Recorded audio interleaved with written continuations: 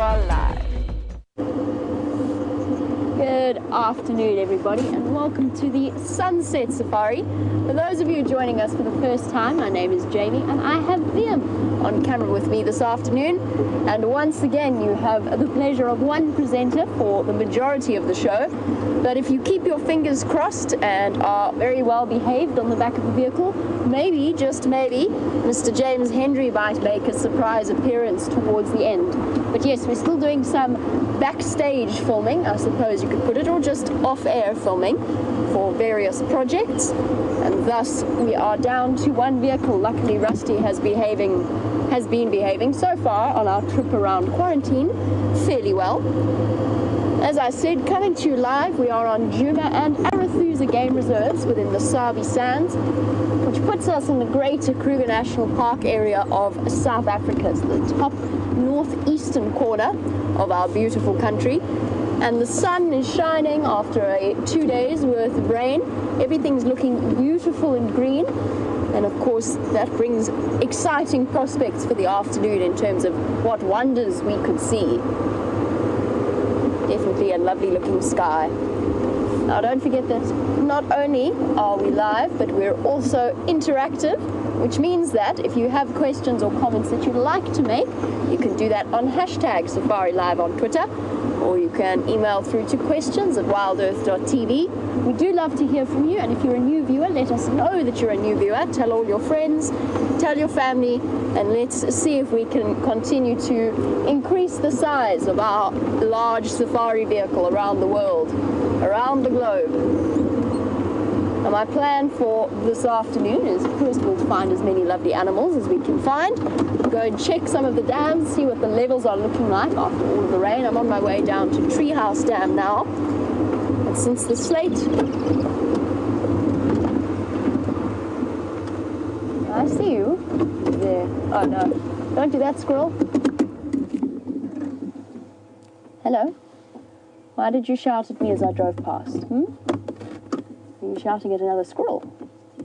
I promise you he was making a noise. I'm not crazy.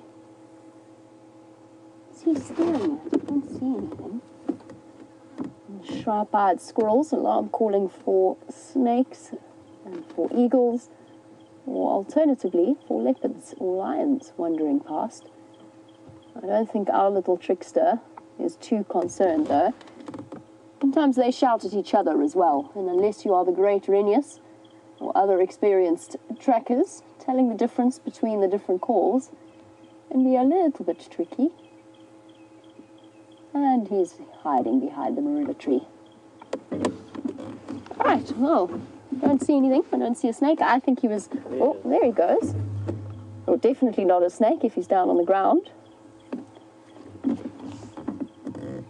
Bounce, bounce.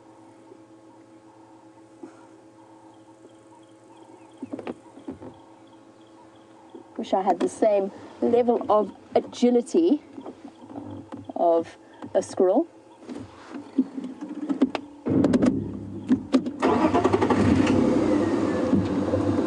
So, Kerry, who is watching our show and a new viewer, she was wondering how many episodes there are in Season 2.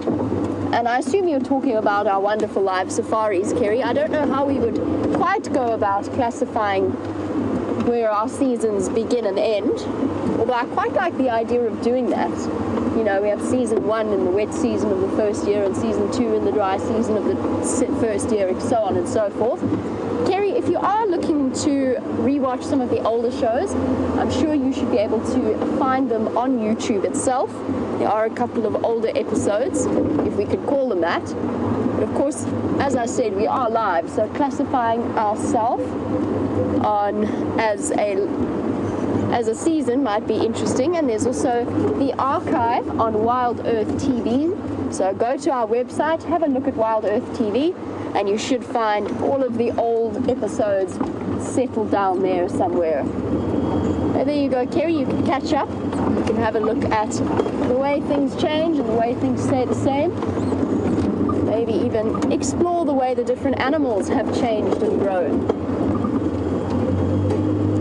So the lovely thing about these live safaris is that you can essentially watch the entire life of an animal play out, not just coming across on safari for a week or 2 weeks and seeing an animal once off or maybe twice if you're lucky. But you actually get to follow the sagas and the day-to-day triumphs and tragedies of each of our wonderful animals. Who knows, fingers crossed, we might even bump into Queen Karula today. Now, I'm sure she has been deeply distressed that we have neglected her birthday. I'm sure it's probably put a bit of a dampener on her day. And so I shall say the inevitable. Happy birthday, Karula, the Queen of Juma, the female leopard that has made this the heart of her territory. I'm sure up until right now she was deeply, deeply saddened, missing her birthday wishes. A much beloved leopard female. Now apparently she is 13 today, according to the Panthera documents. Coming into, maybe she's at that age where she doesn't want to be reminded about every birthday. Not her youngest, 13 is fairly old. How much is that in leopard? How much is that in leopard? I would say, what does that put her in? Probably about her, it's actually probably putting her close to, you know, 50s, maybe 60s. Generally, female leopards don't live that much further beyond that, but there are exceptions to that. I know her mother lived to about 18. There's a leopard that was last seen on Londolozi who also lived up to about 18 years old. So I think our Queen Karula has many happy birthdays ahead. She still had cubs. She has 2 cubs at the moment, as far as we know. And so she's not yet at the menopausal stage. Yes, so Viam's right. Let's say about 50 odd in leopard years. But happy birthday, Karula, much beloved. Perhaps she will make a surprise appearance for us. One of these days you can get senior discounts. Senior, yes. Karula can have some senior discounts on the local Steenbok and Deka, and maybe just a pensioner's pass in terms of transport. The Ides of March, Karula, an appropriate birthday date. Beware the Ides of March. Right, let's go and investigate and see how what Treehouse Dam is looking like.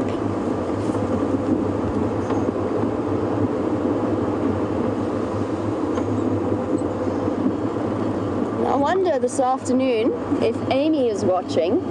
Amy tasked us with finding her a bush baby yesterday evening, a task at which both James and myself failed, unfortunately, but we shall try again this afternoon, Amy. If you are watching our show, she is Amy in California. Actually, that's a very good point. There might be several Amy's watching our show. I'm actually just looking at the mushrooms in the road. The after effects of the rain that we've been experiencing. Now, most of you will know, with fairly good common sense, that unless you know absolutely which mushrooms are edible and which aren't, you should stay well away from the different types. Steph sent a picture around of, what was it again? It was an inky black, oh, hold on a second. It was an inky black mushroom or something like that. What was it? I don't actually know my mushrooms all that well, to be totally frank. There we go. Inky black cap was Steph's mushroom. That was what he was looking at. I don't know what that is, to be completely frank, but it's nice to see. And some really lovely butterflies fluttering about as well. All coming out after. Oh, that is such a pretty butterfly. Come on, butterfly, come back here. Let's see if it decides to. There it is. Beautiful. What have you got there, Wildy? We had a butterfly. Oh, the butterfly was sitting there. Oh. It's hanging around the virtual reality rig. Oh, and gone. Brent apparently has managed to get 15 or so different species of butterfly on camera, which is exceptionally impressive. More so on the part of the cameraman, because butterfly are not exactly known for their patterns. That butterfly, so it's something deeply bright and orange and red.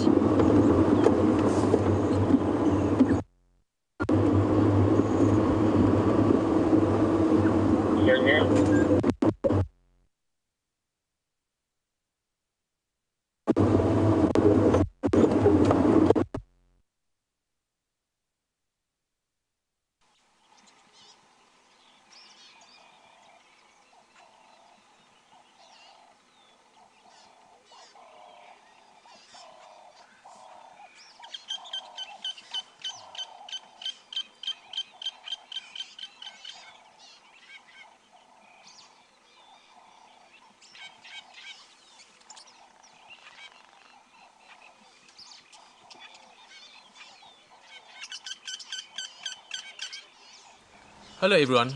Being out in the bush and being out there live has its technical challenges. We're experiencing some of that now and are working on it as fast as possible to get it sorted and get you back on the vehicle with us.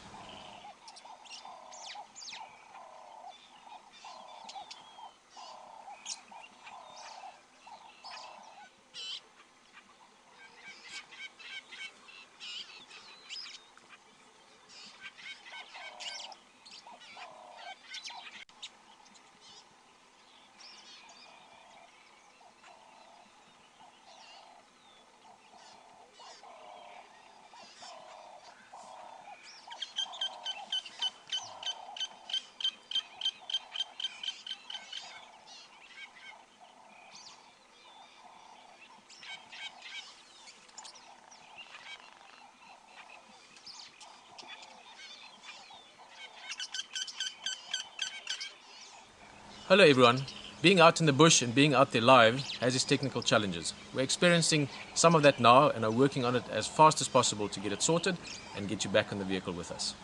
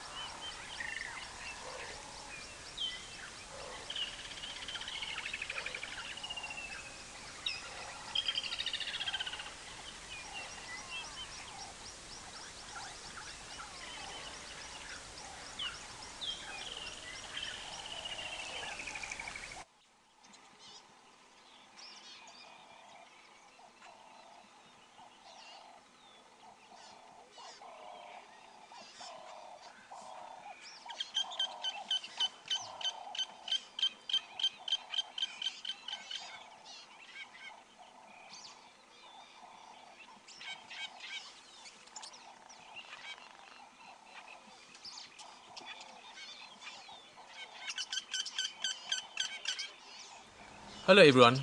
Being out in the bush and being out there live has its technical challenges.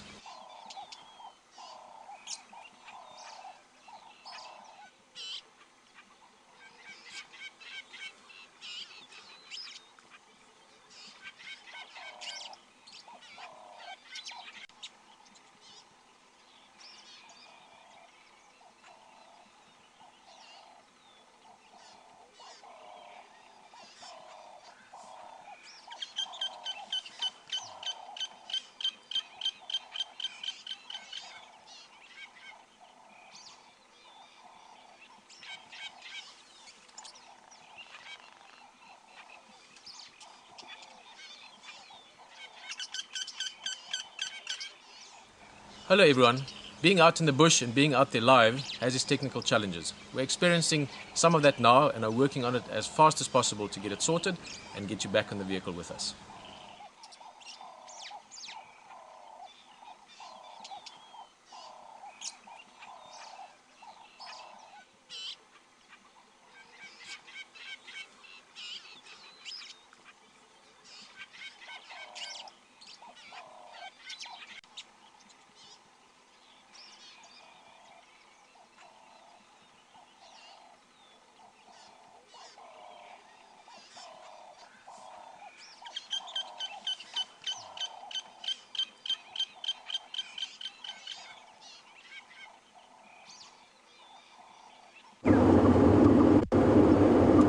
Dear, we do apologize for the technical difficulties that we have been experiencing this afternoon because we only have one vehicle and it seems as though we're going through bad patches in terms of signal. What we will be doing if that happens again is we will keep going to our brief tech loop, and if we're still without signal for a bit longer, then we'll be keeping you company with the Djuma Dam camera as a temporary option until we reach signal spots once again. Now there is a possibility that we might actually try swapping vehicles so that we change and I go on to Wendy instead of Rusty. Maybe that might make a difference. We'll keep our fingers crossed in that respect and we'll just play it by ear. And we do give you a big apology, but also a big thank you for sticking with us. It's not always that easy bringing you a live safari from the middle of South Africa or from a corner of South Africa right in the middle of nowhere. Sometimes even the cell phone signal doesn't work. So the technology involved is just one of those things, and it's because we can't edit and we can't script and we can't plan, sometimes things just go a little bit haywire. But we do thank you for all of you for sticking with us. We are working on it, I promise. If we had an easy solution as to what's been happening with our signal, we would have fixed it by now, but at the moment it appears to be stumping our technical geniuses. Hopefully that's going to change relatively soon. It seems as though this particular patch is fairly stable. We should be okay from now. I'm going to try and stay where I think that we will have relatively stable signal, and we'll see where we go from there. Luckily I don't have any, well, luckily, unluckily, depending on how you look at it, I don't have any tracks necessarily that I want to be following up on in terms of leopard or lion tracks, and we've got an equal chance wherever we go. So we're happy to stick around the western corners. It's quiet this afternoon. I wonder where all of our animals are hiding. They should be out enjoying the sunshine and a break from being damp and rained upon. Here's one. Pretty far away though. Hello, little steenbokkie. Let's see if we can find a nice spot. Oof. Goodness. Don't disappear, little Steen. Ran away. Oh, there he goes.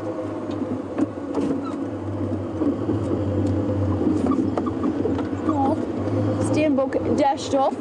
That flash, it's amazing. Now, you couldn't see it because it ran away just before we managed to get a camera on it. You couldn't see it, but that flash of white underneath the tail, it's amazing how that draws the eye to the animal.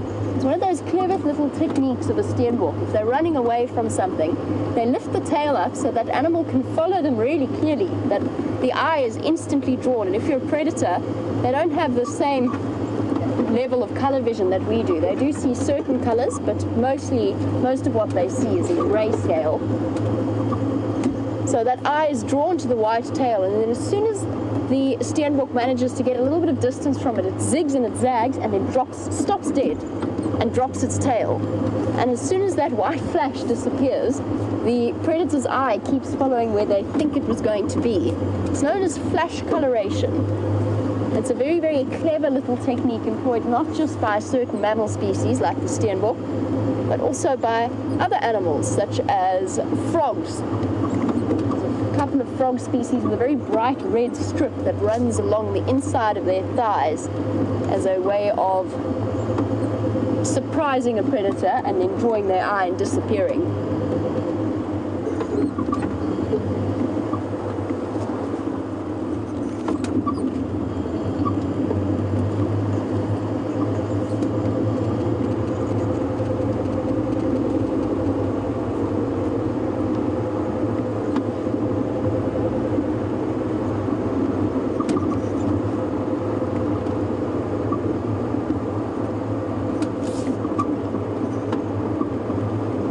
Although it was fairly drizzly this morning, it wasn't a huge amount of rain that came through. Enough to fill up the dams a little bit over the last week or so, but this morning was fairly negligible. Gerard was wondering how much rain have we had since this morning or since yesterday evening, and apparently it's less than 2 mils, Gerard. It didn't seem like a huge amount. The puddles in the roads have already mostly dried up. Not too much rain this morning. I think in total over the last week since that front rolled in, we've probably had somewhere close to 70 odd mils, which I'd like to know. I mean, we'll get some proper readings at the end of the rainy season. I'd like to know how much we've had in total in terms of rain. Typically for this area, probably about 450 odd mils would be the standard norm on the average rainy season. And I think we've had, now with this rain, just over 100, maybe about 150 or so, if I had to guess. Still, despite the big rains that we've had, and we are very grateful for them, still not enough to completely undo the effects of the drought, and also coming a bit too late for the grasses of this region. So although they are recovering to an extent, still not going to reach their full total height that they would normally.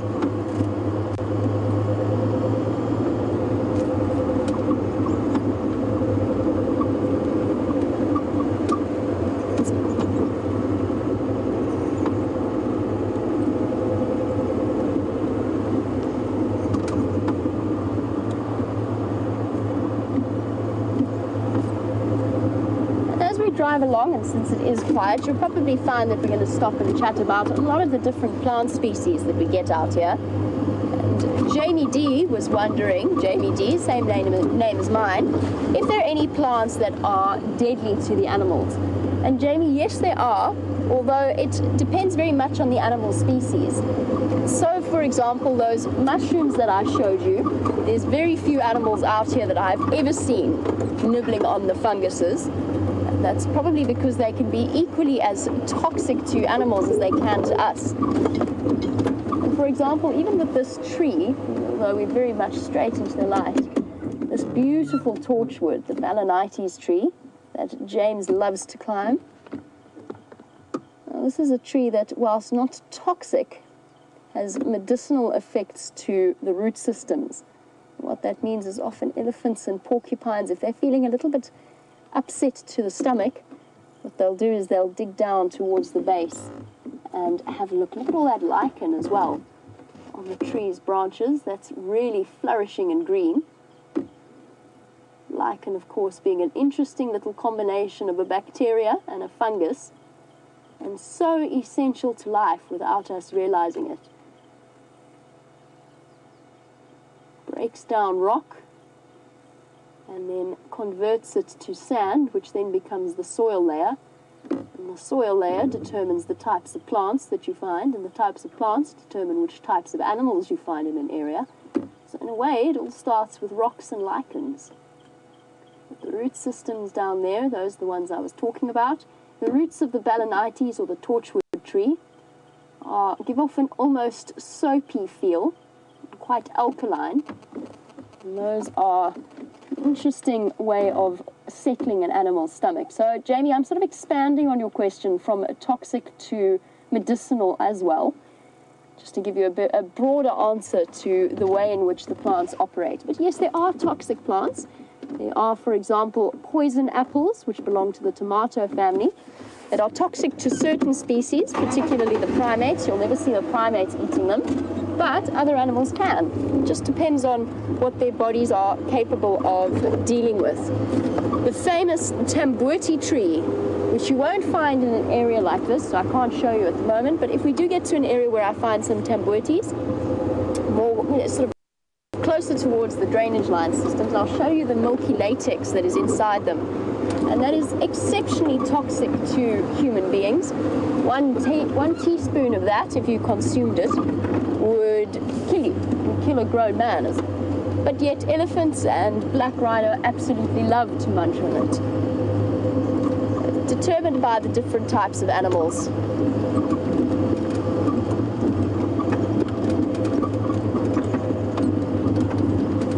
Kathy Pickle, you were just saying that that was such a beautiful tree. I agree with you. It's one of my favorites. Doesn't quite fall into my top 5 tree lists, but definitely one of my favorites. And it's known as a torchwood, also sometimes referred to as a green thorn or a Y thorn because of the Y-shaped thorns. And when we find a nice little example, I'll be able to show you exactly why it's called that. Also known as Balanites mugami is the Latin name. Stunning tree, called a torchwood because the seeds have a very, very high oil content and burn exceptionally well. So they have been used in, as the name might suggest, producing a torch, a flaming light for the people of the area.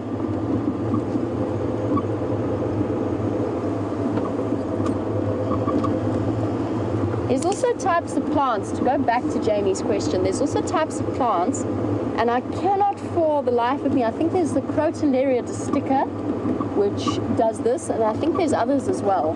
What they do is, if an animal eats the leaves, and they don't always seem to have an instinctive rejection of it, they don't seem to instinctively avoid this particular plant, but what it does to them is it inhibits an enzyme production that halts the growth of the hooves. And as a result, it can actually be toxic in its effects within the body itself, but the external effects that you see are long curved hooves that grow out at the tip and look exceptionally uncomfortable, and they're very, very ungainly in the animals. And you see it more commonly in reserves without large predators, so on game farms and so on, where you'll see animals wandering around with long hooves, and that's obviously because there hasn't been a predator around to take them out, because it definitely is a huge disadvantage to the animals that consume it. I'll double check which plant it is exactly and just try and remember. It'll come back to me. But for the most part, animals, as always, are demonstrating a far better understanding of what is good for them than human beings, and are very well aware of what to avoid. It's my favorite thing to do.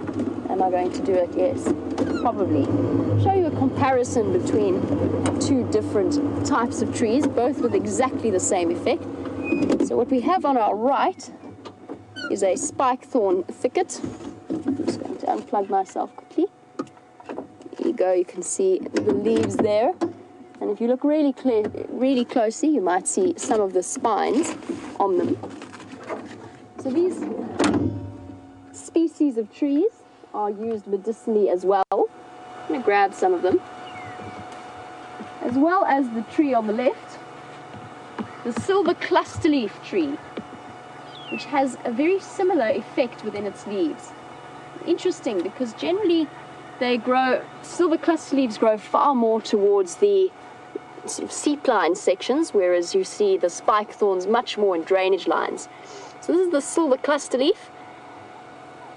Beautiful silvery leaf, and if I turn it around, you can get an idea why it is known as silver cluster leaf.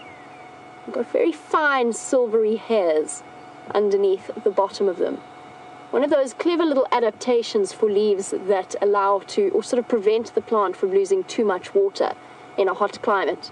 In contrast, The leaves of the spike thorn, very, very waxy. So not smooth at all, not velvety, but also covered in a film of wax that, again, same purpose, helps with the evaporation of water in the form of a gas.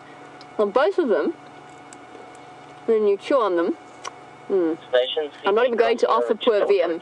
No, he's not having it. He says he's not a giraffe. Both of them, if you chew them, take away all of your saliva. It's a very astringent effect. I'm not going to munch them completely, otherwise my mouth will be sealed shut for the next 3 hours. Maybe you'd all appreciate that. Maybe I shouldn't chew away at them. So that's something that has an almost numbing effect. Already my tongue is starting to feel very funny. Ugh. And I'm going to have a quick sip of water to try and regain equilibrium. It does feel rather numb. And it's a great way for us, if you ever find yourself in the bush with stomach problems, especially in a situation where you're lost in the bush and you don't want to lose water to gastric complaints such as diarrhea. 3 of those leaves, chewed and swallowed, will do wonders in terms of acting like Imodium. And having been desperate enough to try it once before, it does actually work. Well, either I got better or the leaves worked, but it happened straight after I ate the leaves, so I'm going to go with the leaves work. But one of those medicinal properties that is very, very useful to human beings, but interestingly, and this is something we chat a lot about, it's something that baby elephants target when they're teething. When their teeth are hurting them, they'll go and they'll chew on those plants. Generally, you don't see many animals eating them because of that astringent nature of the leaf. But you'll see baby elephants go and munch on them. It acts like tea gel, or that ulcer gel that you put on the teeth or the gums of teething toddlers when they start to squeal. Or I assume you do. I say that like I have much experience in terms of teething toddlers. Now, if you're a South African mother, that's what you do. You also then give your child a very, very large, thick stick of biltong. That was my chew toy when I was a child. Works exceptionally well, and you develop a taste for biltong. Sorry about this. We're going to have to jump off again. In theory, where's the Allen key gone? There it is. I'm just going to pop my antenna up, my aerial up, since more questions are not going to come through to me all that clearly. Oh, caught in the door. Now, a surprising amount that I have to remind myself how to tighten and loosen something. There we go. Righty-tighty, lefty-loosey. There we go. That should sort us out. Then we'll be able to hear your questions coming through more clearly. Make sure I don't lose that. Okay. Let us continue on.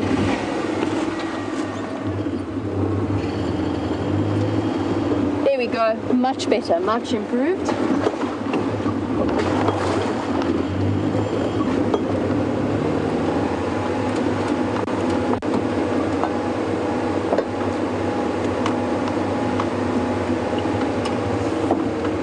A bit about the plants. Survey 94 on YouTube is wondering, are there certain ones that you should avoid? And the answer is yes. Things like poison apples and such like are quite a good example. Here's a nice useful little plant. Let me grab its leaves for you. We're doing tree chat. Got a beautiful leadwood off to our left as well. Young leadwood. Now that's a tree to be avoided, Survey 94. Not in terms of eating, doesn't really have much in nutritional value, but it's got thick, strong, very, very powerful spines on it. So spines are modified branches, unlike thorns, which are modified leaves. So a tree to be avoided if you don't want a flat tire, or alternatively, if you ever find yourselves in flip-flops or thongs if you're Australian, because that's a bizarre way of referring to flip-flops or sandals, to be avoided when walking or jumping. One of them actually A friend of mine accidentally jumped on a leadwood spine, and she ended up almost having to have surgery on the secondary infection because it went into the bone. It was so powerful that it went into the bone of her foot. Oh, gives me the shivers just thinking about it. The tip broke off in the bone part of her heel. Oof, horrendous. Right, one more. To plants not to be avoided, plants to be utilized. If you find yourself in the situation where perhaps the spikethorn leaves haven't worked, or you haven't managed to find yourself a spikethorn or a silver cluster leaf, and you have a medical or an evacuation of the bowels, this is your next step if you find yourself without toilet paper, colloquially known, strangely enough, as the toilet paper tree or the weeping wattle. Nice thick leaves, and most importantly, unlike quite a few of the plant species out here, a notable absence of thorns, thus performing a suitable role. Danny, Yes. speaking of toilet paper, you think that's a civet? Do I think that's a civet? Hey, that's interesting. Let me jump out and have a look at that. Yes, it could well be. I just want to go a bit closer. So a civet, a mysterious nocturnal animal of the area, one that we don't see all that often. No, you know what this is? Funnily enough, we're looking at this, right? Here's a question. Very typical shape. I'm going to bring it for you. Now, wildebeest is not that far off in terms of size of this particular dung. A civet, pound for pound, defecates the largest, what did I call it? It's the largest poo of any animal relative to its size I have ever seen. It's extraordinary to witness. But this is not civet poo, this is something else. Very, very typical shape for this particular animal. And there we go. And I'll break it open for you, but I'm going to make you guys guess what this particular pile of poo happens to be. I'll break it open. Let me just dump that one there. Right. Unlike the civet feces, this is pure grass. Now, a civet is an insectivore. It runs around munching on insects, particularly millipede. But this is a coarse grass eater. And that shape, remember this shape. See if it reminds you of anything. The shape of this dung. It's very, very typical of this particular animal. Quiz time. Should be able to get it fairly quickly, so we'll take the first three answers very quickly. Which particular animal is responsible for that dung? And I think because you guys are getting so good at these quizzes and the way in which you've learnt alongside us, I think in future some of our quizzes will have to be time restricted, have to be restricted to the first three people that get it right. I was going to tell you something. Oh, I know actually where there's a civet tree. I'm going to go look for that as well. So civets, unlike this animal, have a set place in which they deposit their feces. It's known as a civet tree. And as I was saying with plants, and that there's certain animals that can eat plants, or eat certain types of plants, whilst others can't, the same goes for the civet and the millipedes. Most animals do not enjoy millipedes. They've got a cyanide effect to them. One of those interesting aspects, and it's a way of animals evolving to reduce the competition between them.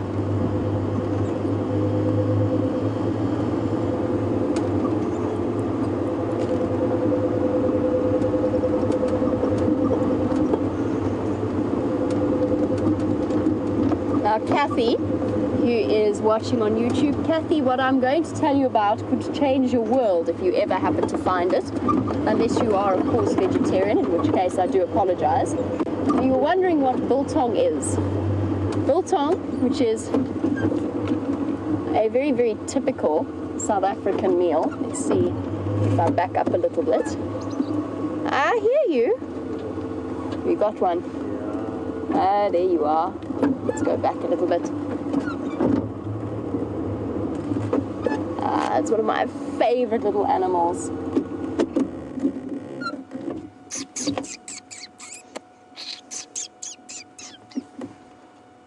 Little dwarf mongoose keeping a close eye on us. I heard them long before I saw them. They're little squeaking contact calls that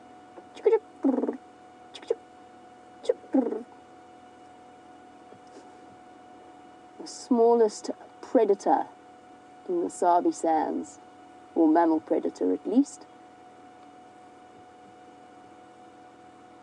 capable of sniffing and digging out anything from dung beetles to scorpions. They are famous scorpion tacklers. There are more in there. Awesome. I definitely saw one dash in there.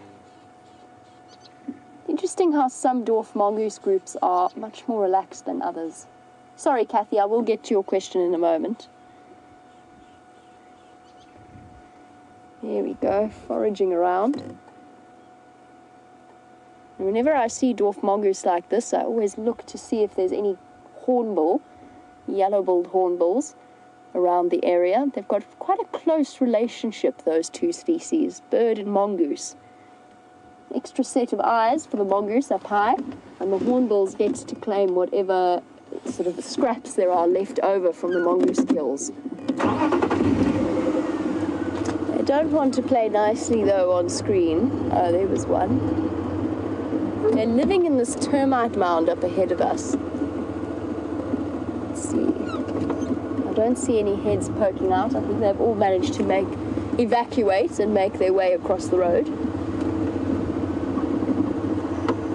Some groups are just naturally more shy than others.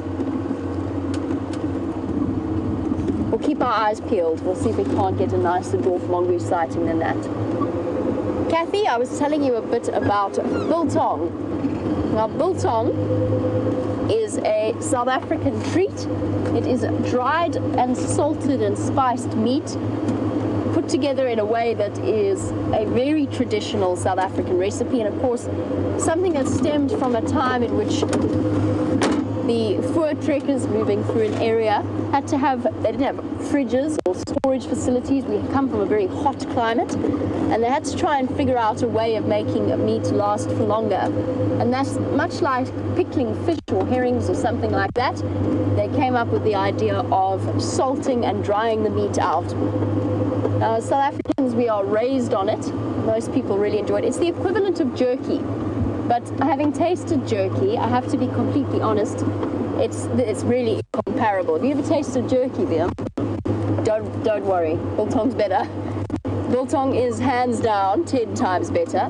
Now, apparently you can get vegetarian biltong as well. I'm not entirely sure how I feel about that, but try it, yeah.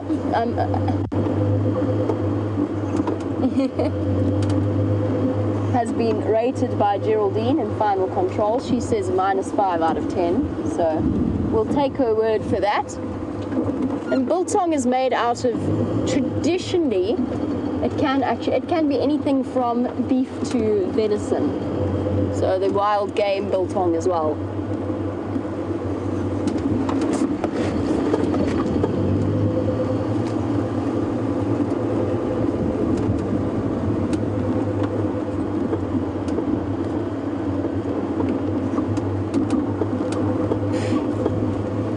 Now, Jennifer and Susan, in answer to that dung quiz that I gave you, that quick dung quiz, have answered warthog, and they're very much on the right track.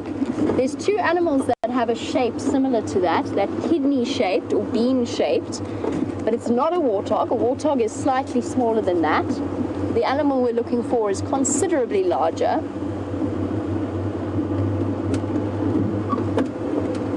Safari Dean has said owl. Safari Dean, unless it is a vegetarian owl, let's just see if this mongoose is going to pop its head back up. I don't know why they persist in settling in the middle of the termite mound, the termite mound in the middle of the road, but that is where they are. Safari Dean, I can sort of see what you mean. I've seen owl pellets before. But that being said, I don't know that many owls that feed on grass. Perhaps I should have clarified that dung was completely grass-based. So those bits that you were seeing were not fur, or bits of fur. And owls, of course, swallowing their prey whole. So if they're not producing the pellet balls that they throw up, you do get tufts of hair and bones in their feces when they scat. Hello, little mongoose. Yes, we're your friends. Watching us intently. They're naturally exceptionally curious little animals. And I have sat before for 10 or so odd minutes, 10, 15 minutes, right next to a group of dwarf mongooses, and just sat incredibly quietly, something that we can't really do on the live drives. And when I did that, they actually came right up and started climbing up my vehicle tires to investigate exactly what we were. Yes, little one. Making me feel horribly guilty about driving past you, but that's obviously, they know that vehicles pass over this area on a regular basis. As you can see, we're not the first to have passed through here today, and yet they seem to be quite happy there. Obviously, the passage of vehicles doesn't seem to bother them too much. Hello.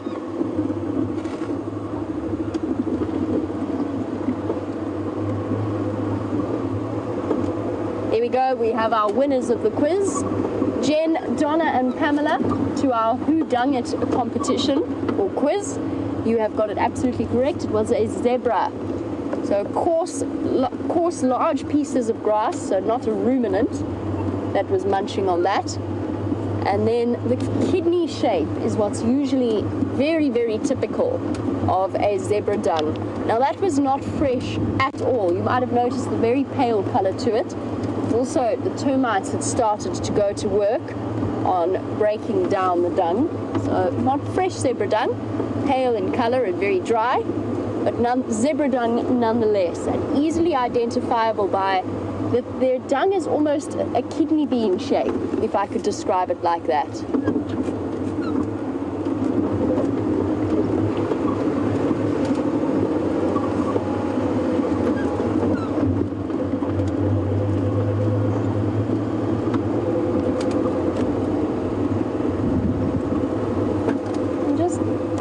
Around.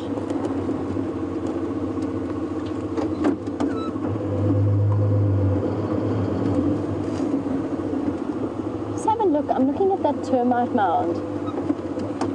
We spoke yesterday a lot about termite building and the fresh termite mounds. And there you have it. I think the question actually came from Naomi. I'm not sure if Naomi's watching.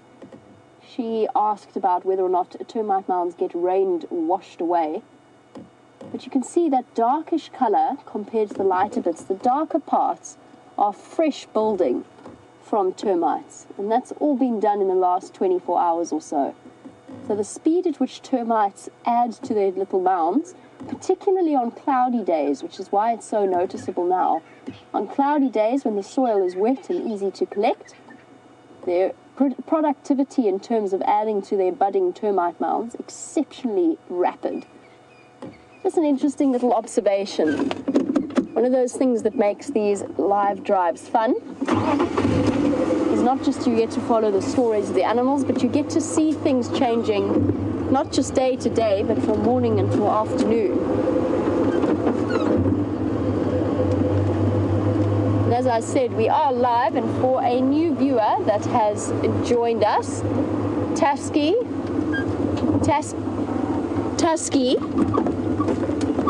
was wondering, since they've just joined us, or she's just joined us, we're wondering where we are based. And the answer to that is we are on a place called, we have our own tiny little portion of a 4 million hectare area in the northeastern corner of South Africa. So part of the greater Kruger Park area, an area that most people I think have heard of.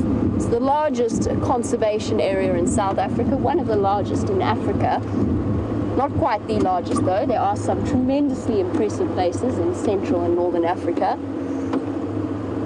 And Tusky, we are coming to you live from Juma and Arathusa in the Sabi Sands. That's our little wonderful and much beloved portion of a conservation area that has remained unchanged and untouched for many, many years. Oh goodness, a heartbeat that is larger than the mongoose. I think this is our first antelope. It's incredible. We did have a steenbok, but the steenbok ran away from us.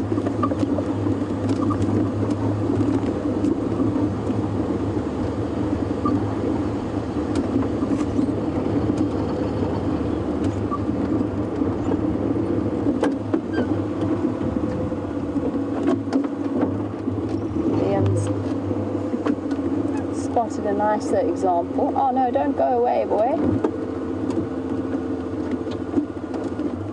Oh well, we'll go with the kudu bull that's walking across in front of us. I think it's our usual friendly collection of kudu males. Here goes the first one. We usually see about 5 of them together. And how's that to see how green everything is? To see the animals looking happy and healthy for the time being. Beautiful. Here's my favorite kudu bull, at least I think it's him. Oh, lots of impala rutting sounds as well.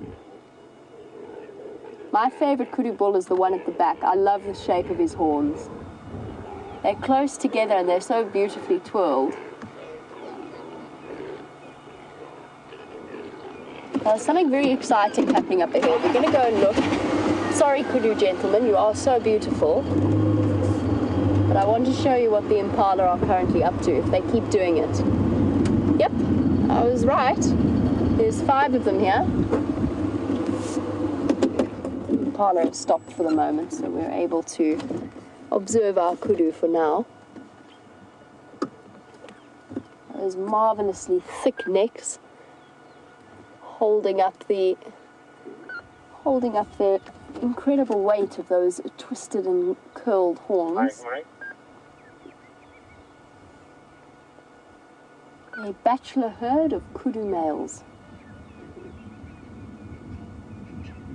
Not Zeus though, the famous Zeus the kudu. His horns are slightly further spread apart.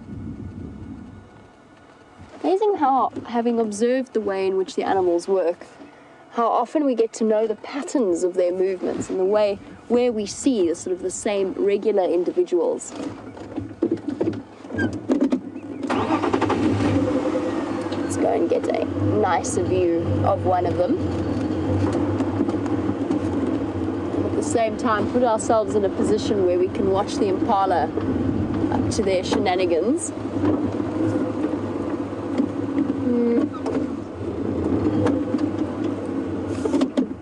View, but he is going to move. Hello, boys.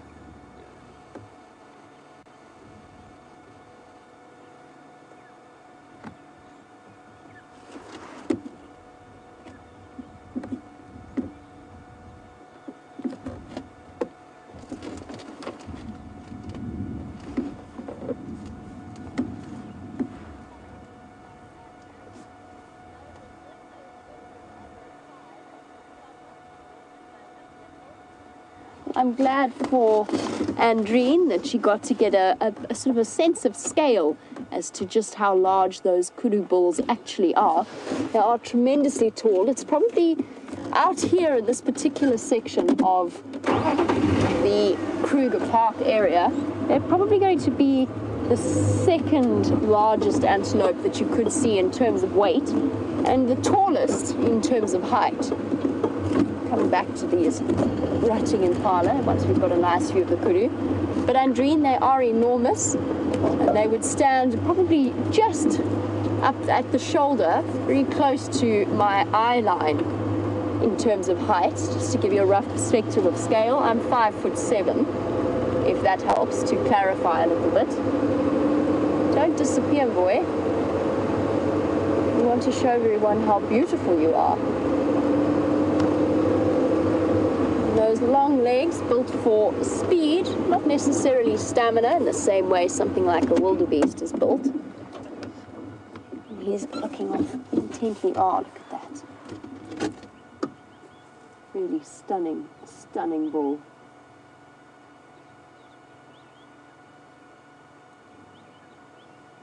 What you looking at, boy? A ridge of hair across his back, across onto his neck. There is. Is there another one in there? Mm-hmm. Oh yes, there I see movement. And as this kudu walks out into the road in front of us, it's one of the younger males, so not as clear as on the others. But those powerful front shoulders and the lumps around the top of the shoulder blades. Jamie D has put forward a really good suggestion, or asking, look at the scar, by the way, on that male's rump. He's suffered some kind of an injury that is now healing. And I think that was probably quite deep when it happened initially. But Jamie D was wondering, are there those lumps on top of the kudu's shoulders for fat storage? And no, not as far as I know, although it was really not a bad guess. In a way, you're thinking similar to a camel. And it's more for a muscle attachment point to hold up those horns. The horns, of course, being solid bone, unlike antlers of deer. In antelope, the horns are solid bone with a keratin sheath and exceptionally heavy to hold up, and because they're long, you know, the longer, just due to the way that levers work, the longer something is, the more force is required to hold it up on the end of it, if that makes sense. So that versus that. The powerful shoulders and the powerful neck, those muscles are for holding the head up and then for fighting each other when it comes to that point where they're competing for the attention of the females. And that is what those lumps are for, more than for fat storage. Not quite as arid an area as the camels have to contend with. Nevertheless, still an animal that can adapt fairly well to dry conditions, just like a camel can. So in dry conditions, the kidney is working extra hard in a kudu to save or conserve water. The loop of Henle, as it's known, inside an animal's kidney, that is where most of the water reabsorption happens after the blood has been filtered. And in kudu and other species capable of surviving arid conditions, that loop of Henle is particularly long, and in the drought is capable of seriously concentrating the urine. And we find ourselves, unfortunately, blocking a gentleman who would like to use the main road out of the reserve, so let us just let him past us. And so our kudu are disappearing anyway. Well, I think we'll go and have a look at the impala that we're rutting. I'll just let this gentleman go past. Birds! Hello! It was Texan. I got quite a surprise there. We'll just let him move a bit further ahead of us. Since we were talking about the kudu and the way in which they absorb water for the drought, the gemsbok, or the oryx, an animal adapted for much more arid conditions, is capable of doing something similar, but not just that. They're also capable of tricking their brains into thinking that they are cooler than they actually are. So it's a sort of a feedback system, a loop that runs cooled down blood next to the blood that's going up towards the brain, and that then cools down the blood there, and that goes to the temperature receptors within the hypothalamus, the part of the brain that sits at the bottom. So what that does is it tricks the antelope into thinking that it's cooler, or the brain. First of all, it stops the brain from cooking, and second of all, it tricks it into thinking that the animal's body temperature is less than 40 degrees. And in that way, they're actually capable of lifting their body temperature right up.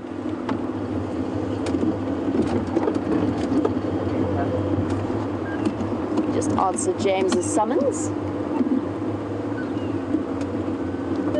Standing by. Jamie, have you had any updates at all? Negative, James, unfortunately not.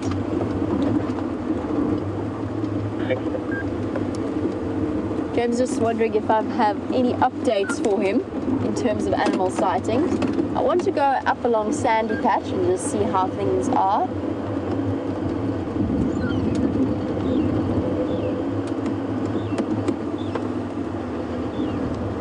James, apparently there's a nice wildebeest sighting at the Jumapan.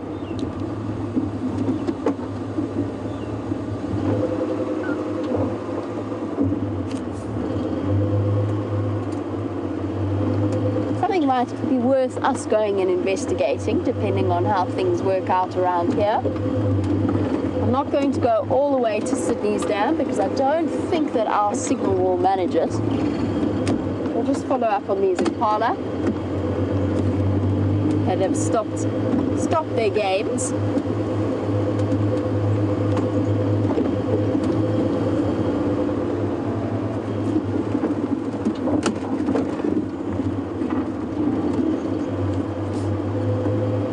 This is not going to be the clearest example, but impala. Chat a little bit about Leopard's question. Go, as they move into the dense vegetation.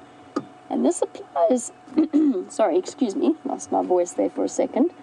This applies as well to the kudu and to all antelope species. So Leopard was wondering, why is it in certain species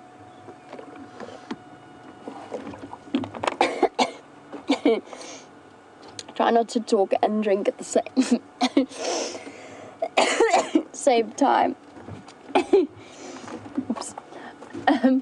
Leopard was wondering why certain species of antelope, the females have horns and in some they don't. And the answer to that, Leopard, is there's a very, very strong correlation between the females having horns and the environment in which they live. So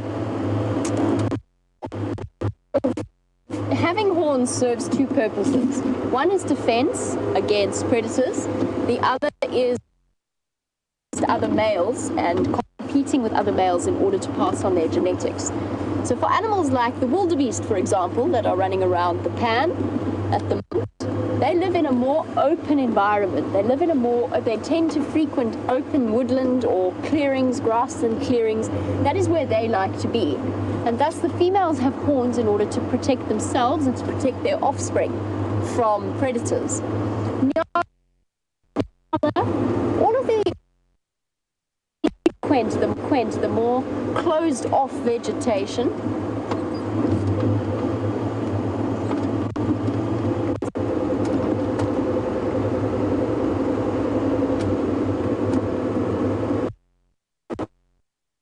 that little bit of a signal break up there.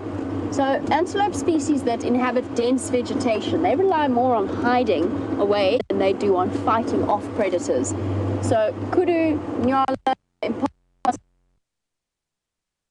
a hindrance to them because you get stuck in the vegetation. Just imagine a male kudu like this, with all of these trees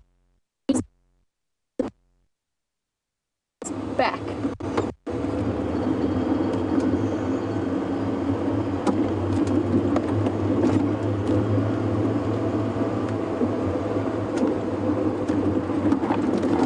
Going through a area, but the kudu have to run with the males have to run with their heads back in order to prevent themselves getting entangled in the bushes. And so in answer to that question, it's very much to do with habitat points. And the eland is a really good example of this because eland belong to the same tribe as the kudu or the inyala, the same family of antelope, and yet the females have horns in that particular in elands.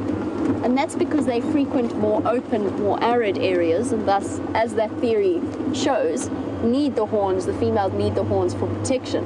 The reason why the males in kudus and inyala and impala have retained horns is because they need to fight each other for access to females. There's an interesting little dichotomy at work.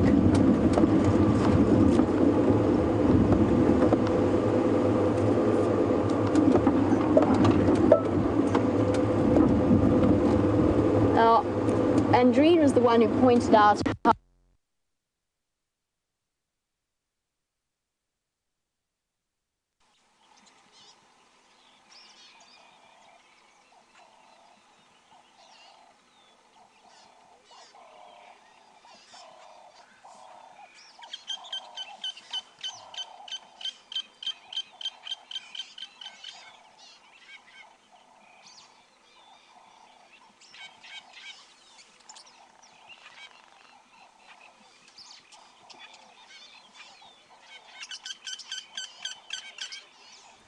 Hello everyone. Being out in the bush and being out there live has its technical challenges. We're experiencing some of that now and are working on it as fast as possible to get it sorted and get you back in the vehicle with us.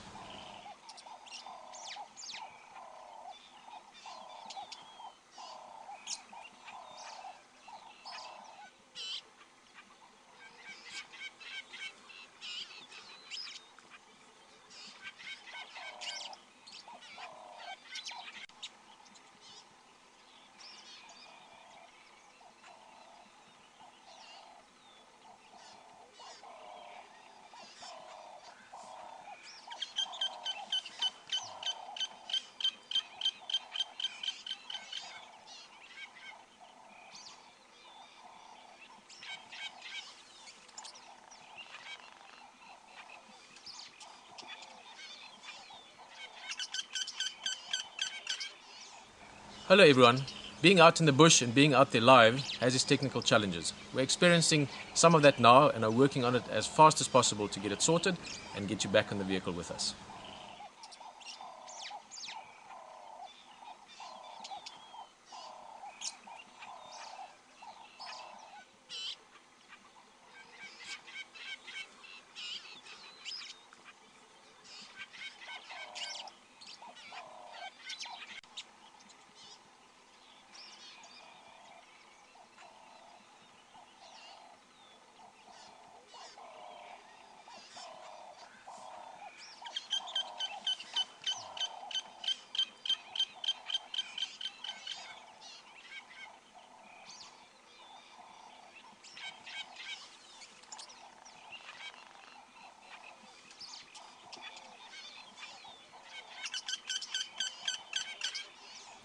Hello everyone.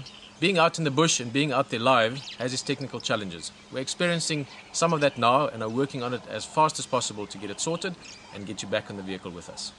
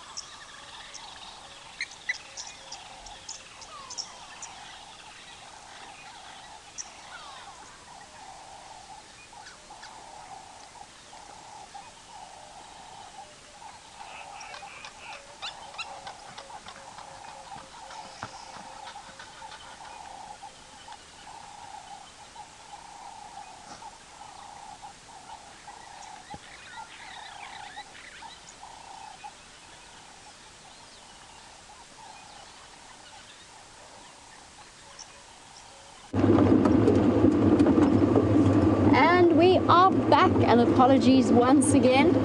Obviously, the trip along Sandy Patch was a little bit too much. We're going to head back towards quarantine area, see if staying in that area won't help us for the majority of the afternoon. And I know that I have signal at the hyena den, so that will be the plan when it starts to get a little bit cooler. Now, before you were thrust back onto watching the Djuma Dam camera, we were chatting a bit about Andreen's question as to whether or not I'd mentioned how much a kudu weighs. And it weighs a good couple of 100 kilograms, so we're looking probably for a large male kudu. But hold on, let's see if it won't come back out. Liam spotted a plated lizard. Sorry, Andreen, I'll get to you with specific numbers in 1 second. Hope you are still with us. Now, Liam just spotted a giant plated lizard, which is an awesome little creature that has a very close relationship to the dwarf mongoose termite burrows or mounds that they live in, because it eats their dung, or their scat actually is the correct terminology for that. But unfortunately, I think a little bit too scared to come back out. Nope. In that case, since he's not going to poke his head back out, he is probably basking in the sun as an exotherm.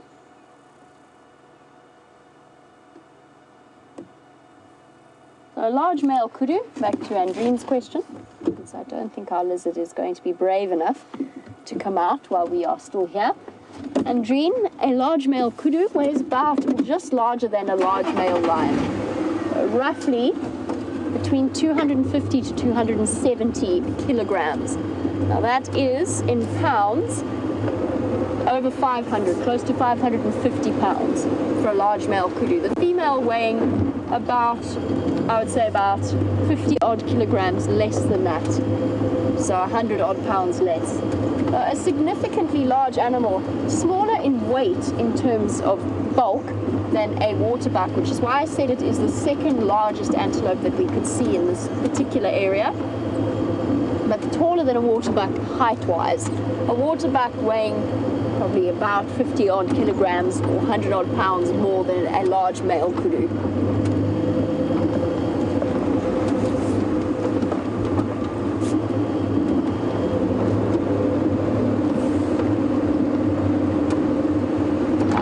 We shall do is we're going to head across towards the dam camera, first of all because those impala are there at the moment. We seem to be seeing huge herds at the moment. We'll go and investigate. We'll see if Nelson is there, the one-horned, one-eyed impala. Actually, that's a really nice shot of that particular bird. Don't fly, don't fly, don't fly. Is that okay from the angle, Wildy? Thank you. Trying to get it in the afternoon light. A southern white-crowned shrike. A beautiful, beautiful little bird against the bright blue sky. Not too difficult to see where the name southern white-crowned came from, with that vividly, starkly white head. Must use Omo to wash his head. Omo, of course, being the washing powder famed in South Africa for keeping your whites white.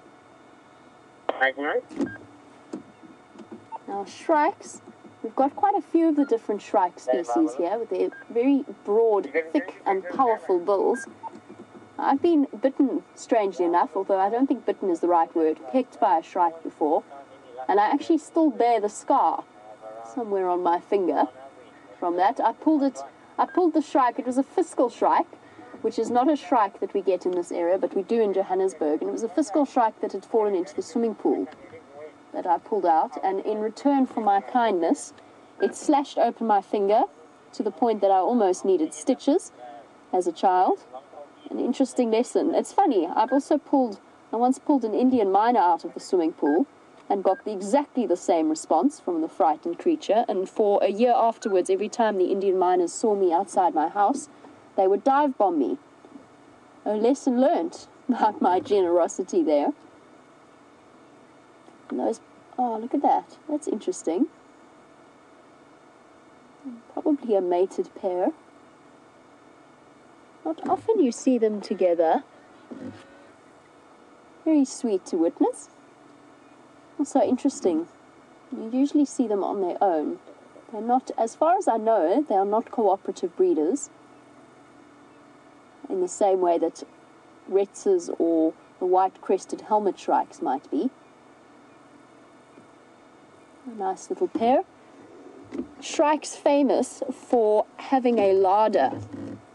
So when they attack and kill insects or small rodents, although these are a little bit small to be out for small rodents, well, maybe a baby they might be able to get to. What they'll do is they will go and impale their hapless victim on a thorn and thus build up a storage system where they can return and feed on later. It's what's given them the name the butcher bird. I think that's largely in the UK that they are referred to as butcher birds, although if our American audience could let me know if that's a name that they utilize for shrikes in that part of the world. But not all species of shrike do that. I know that the red-backed shrike do. I'm not sure about the white-crowned shrike.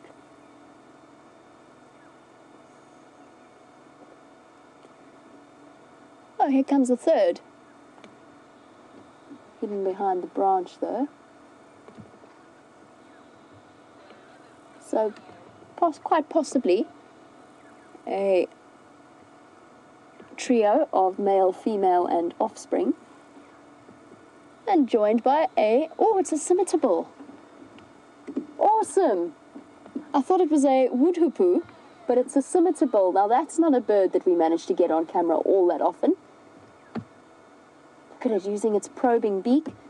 You see how different it looks from the woodhoopoo. That bill, not red, but black. It's a bird that's very commonly heard. It's got a piercing, whistling call. But we don't often get to see them. Now, that's exciting. Scimitar, like the tool, the farming tool, descriptive of the shape of the beak. And look at it hopping around, using the sensitive probes at the end to dig underneath the peeling layers of bark. So yes, scimitar, like a blade or a saw. A tool, S-C-I-M-I-T-A-R, scimitarbill. I know that sometimes our South African accents the words don't come through as clearly as they should. That's awesome. Just goes to show what you can see when you sit down and stick around in one place. I just want to show you very quickly the difference between the woodhoopoos that we see on a regular basis and the scimitarbill. The woodhoopoos, of course, that cackling, laughing call that we often hear. Do you know, I just looked it up in the index and then promptly forgot. There we go. So these are our woodhoopoos. They very often look black because that fluorescent color, like the starlings, if you don't get them in the right light, the green doesn't show through as clearly, but a bright, vivid red bill. As opposed to that, if I turn over onto a scimitarbill, our common scimitarbill, that's the one we're looking at here, with much darker and a slight sort of more of a curve to the beak, but very similar in shape.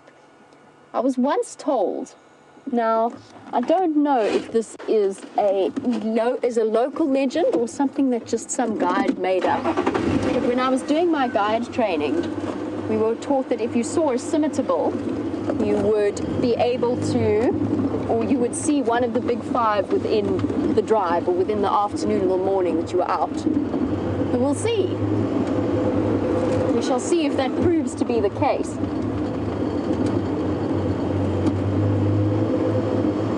If we come around the corner and it's a buffalo, then we'll know that the local legend has proved to be the case. I'm still not entirely sure, though, where that came from. I always viewed it with a slight sense of skepticism. Skepticism is not a word, is it? Cynicism. I don't think skepticism is a word at all. I was also told that if you want to, I was taught if you wanted good luck in terms of sightings, you have to grab a bush of the magic guarri. And since it has been getting to the point where heartbeats are fairly, absent on the ground, perhaps we should grab a magic guarri leaf on our way past. So it's magic guarri bushes for big 5 sightings, and then the toilet paper tree or the weeping wattle, that is to keep big 5 sightings away, apparently. And that's something that I was taught. I think it was more of a tradition that was between the various ranges of the gentleman who was telling me the story. But he told me that once he got lost in the dark walking back on a walk, and he grabbed a piece of weeping wattle and put it in his bag in order to stave off any dangerous encounters in the dark on foot. And he got back to camp safely. And then for weeks after, we had the worst luck in terms of sightings. I couldn't understand why, until the day he discovered the slowly wilting leaves of the weeping wattle in his bag and had to throw them back overboard. And as soon as he did that, his sightings luck came right back to him. Superstition more than anything else, but now that I've said that, I'm checking really carefully to make sure that I did chuck those leaves overboard. It seems as though I did. We're making our way down towards the Jumapan for a couple of reasons. One, I said the impala might be entertaining as it starts to get cool, but also because what I want to do is see if we can't manage a virtual reality rig recording of being in the middle of a herd of impala. And let's see how that works out. If it does, then you'll get to get a...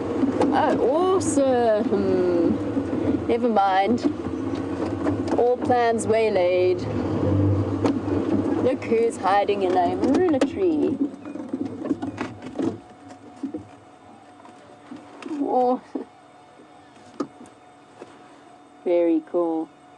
In this afternoon light, a striking bright red of a ground hornbill. Now, I get exceptionally excited when I see these birds.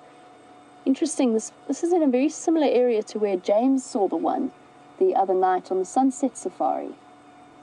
I get so excited. You're looking at one of the most endangered bird species in Africa. There's about, from what we understand, there's about 1,500 breeding pairs, or individuals in the world, which equates to about 400 breeding females in the world. So you're looking at an incredibly endangered species of bird.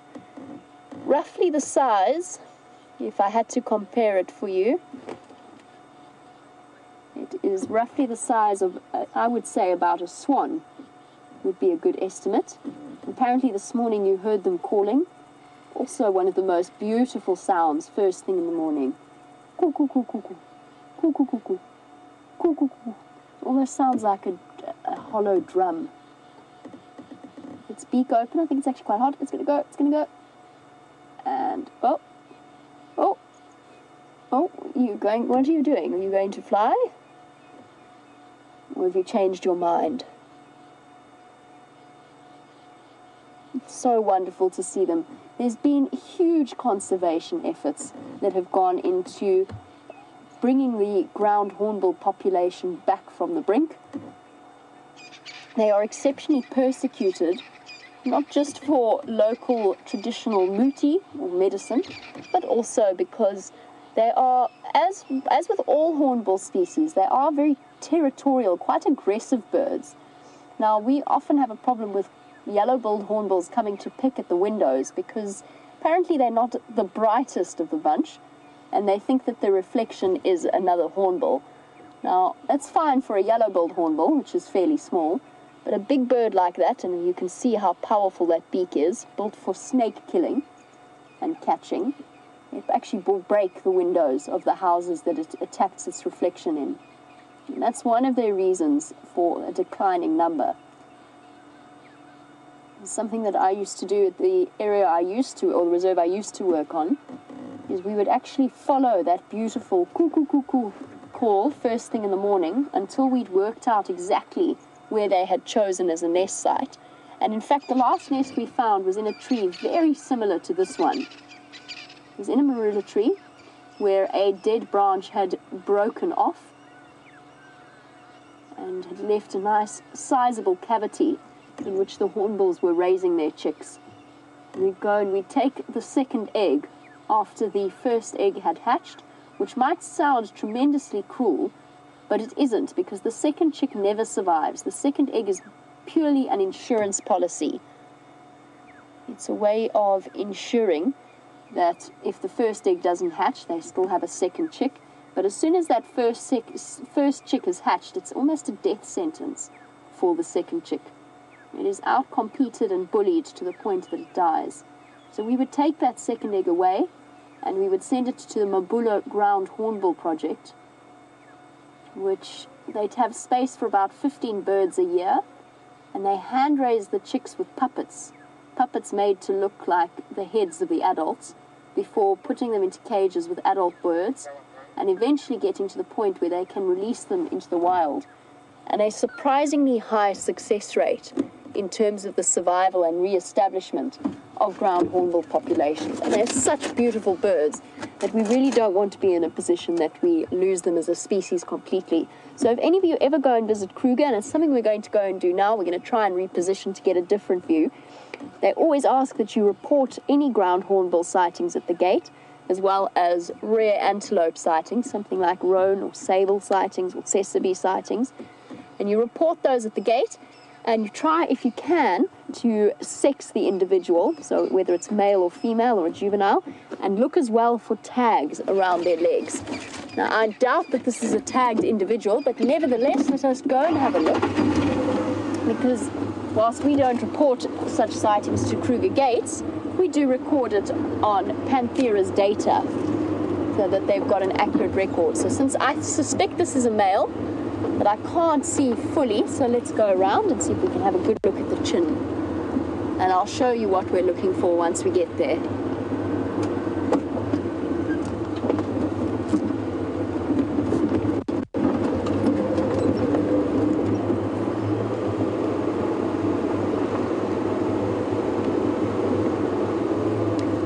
It doesn't look as though he's found a friend, but that doesn't mean that there isn't another hornbill here. Apparently with James you did see 2 ground hornbills. Now they're a little bit skittish in my experience. They're not used to vehicles just yet, although the individuals in Kruger have now been known to go up and attack and peck cars. So Catherine, I haven't seen another individual. Doesn't mean there isn't one. Hello boy. Really certain it's a male. Oh, and a good scratch.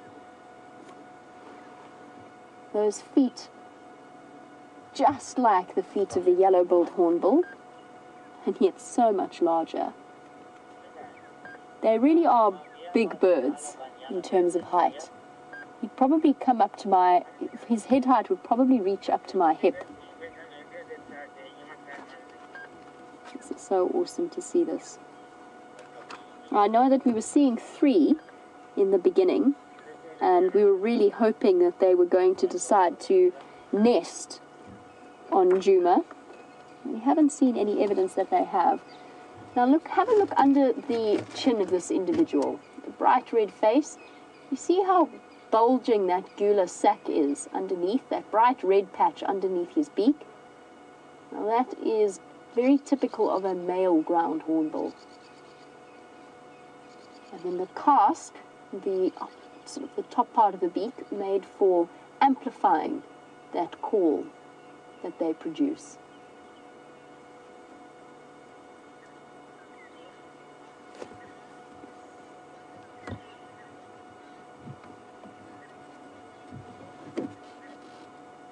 I agree, Debbie.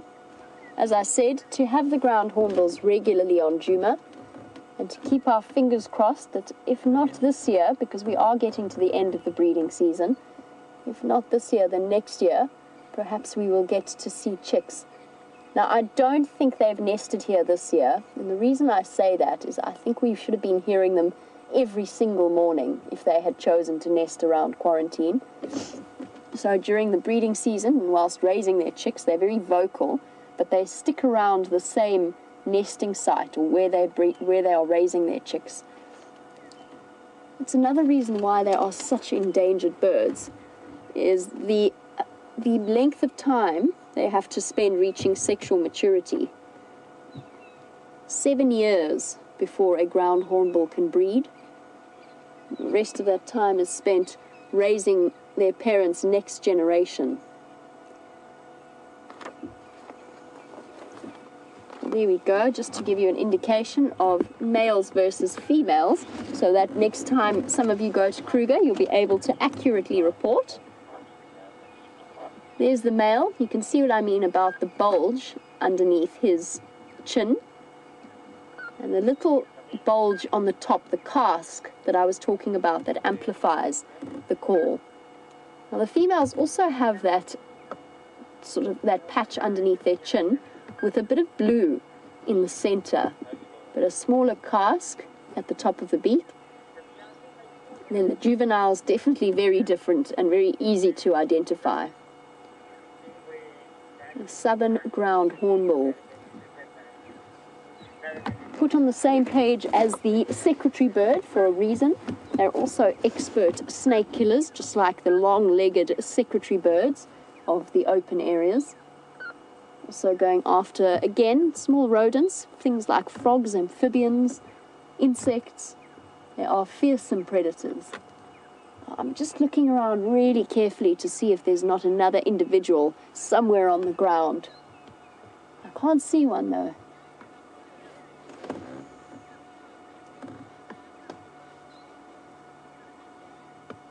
Well, that's an interesting comment from Aqua, watching in Honolulu. And apparently in their zoo in that area, they have a breeding program for ground hornbills. And that is incredibly valuable to the species as a whole.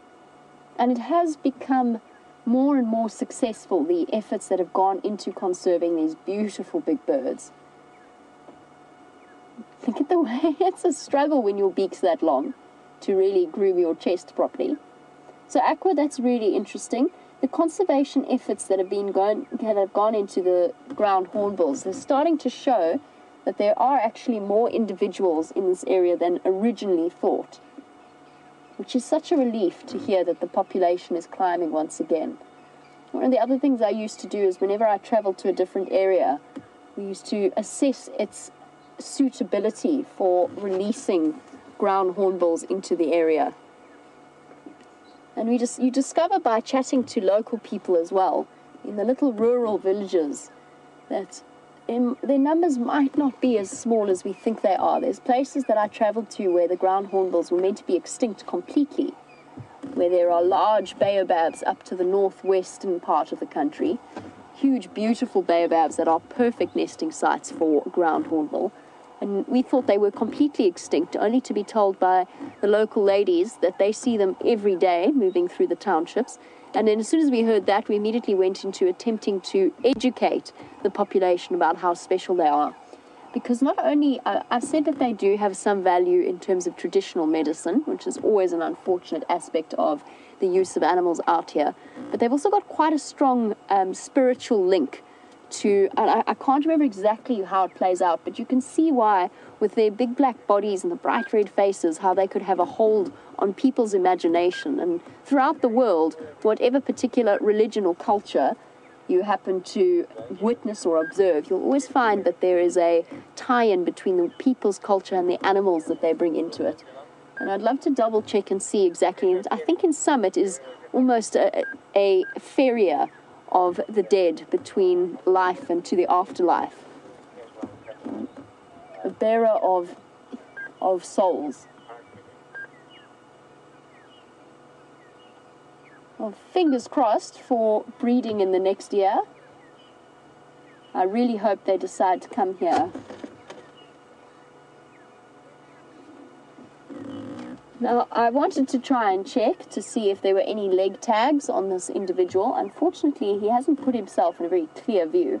But the ones that we've been seeing recently, and I'm sure he is one of them, they haven't got any leg tags. And Mary Ann was wondering, because none of the ones we seem to see are leg tagged, she was wondering, is this a good thing for the species as a whole? Mary Ann, I don't think it's either. to be completely honest. I don't think it's a good thing or a bad thing. The good thing about the tagging is that it allows researchers to monitor the movements of bird populations and individuals, but that doesn't need to be done for every single bird. And of course, regardless of however gently you do it, that is always going to be, tagging an individual bird is always going to be a slightly traumatic experience for them. It doesn't impact on them afterwards. It's not as though it plays a role in confusing the other members of the species, maybe to the point that they might avoid it, but they will, the scientists and the biologists will monitor certain individuals and get very valuable information from that, but it doesn't need to be done, and in fact, simply wouldn't have the resources to tag every single individual bird. So just the fact that we are able to report these sightings to Panthera is enough for our part to play a little role in the conservation of the species in general. It's one of the things that I love about these live safaris, because I bet you somewhere, someone in the world watching the show now had never heard of a ground hornbill up until now. It's not something that has gained as much notoriety as elephants or rhino or lion, for example, but still of absolute equal value. A very special sighting and something lovely to see. I don't think he's going to let us get any closer, but I just want to poke my nose around the side of the bushes.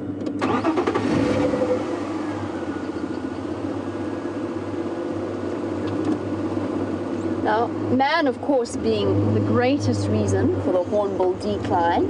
It's okay, boy. Don't fly. No, he's going to fly. Just by the way, he's watching me. I'm not going to be able to sneak around to see if there's other individuals in the area. You can see immediately his body language changed. In fact, he's going to go anyway. Oh, big stretch.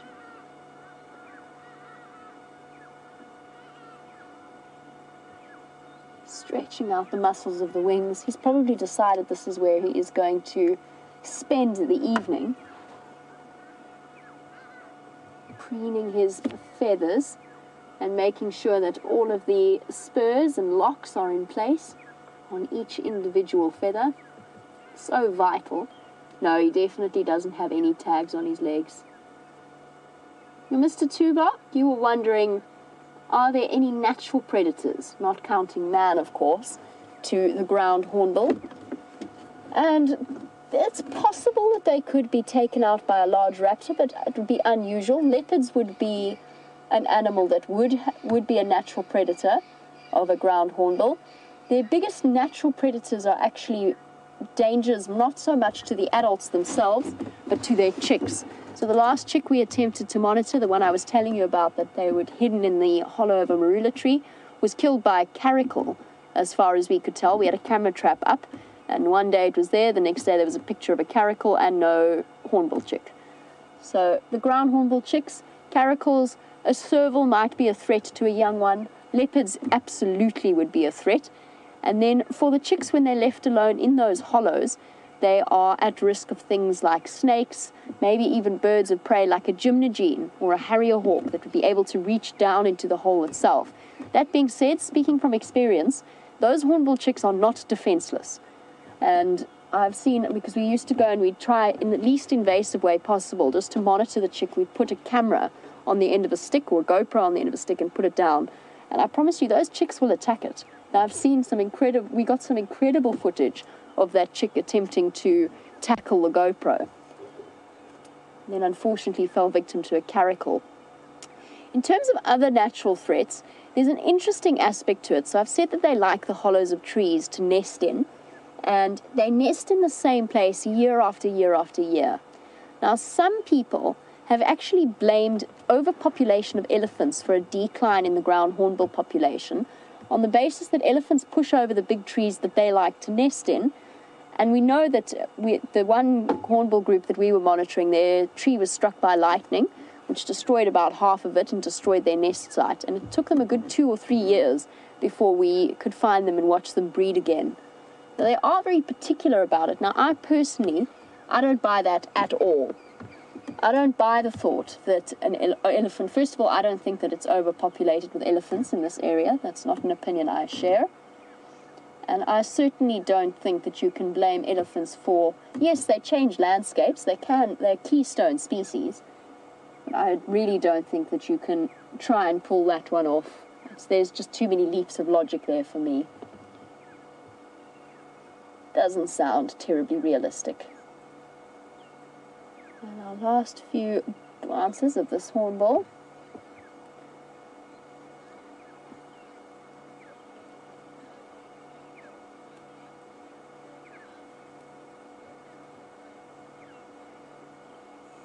Now, Francois has got a question on not just the breeding of the ground hornbill, but the yellow-billed and the red-billed.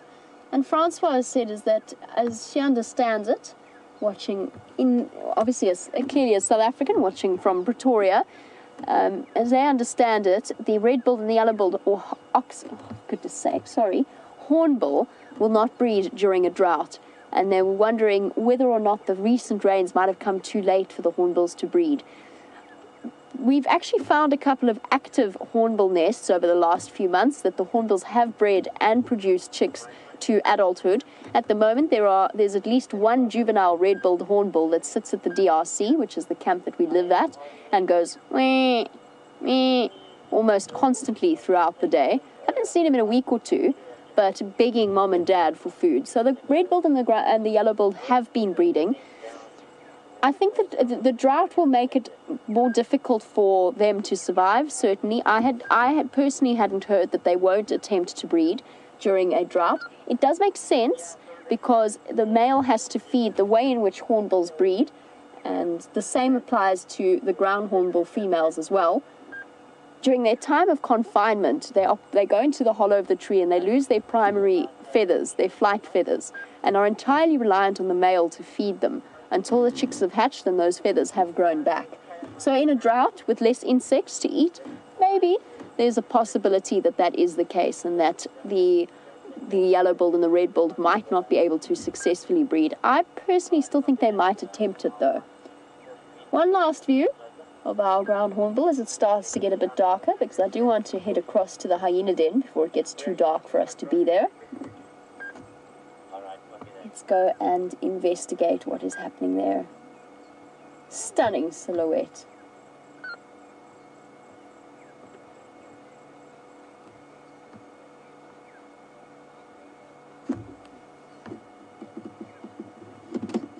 Just before I leave, while you've got the view of this ground hornbill, I just want to chat to James quickly. James.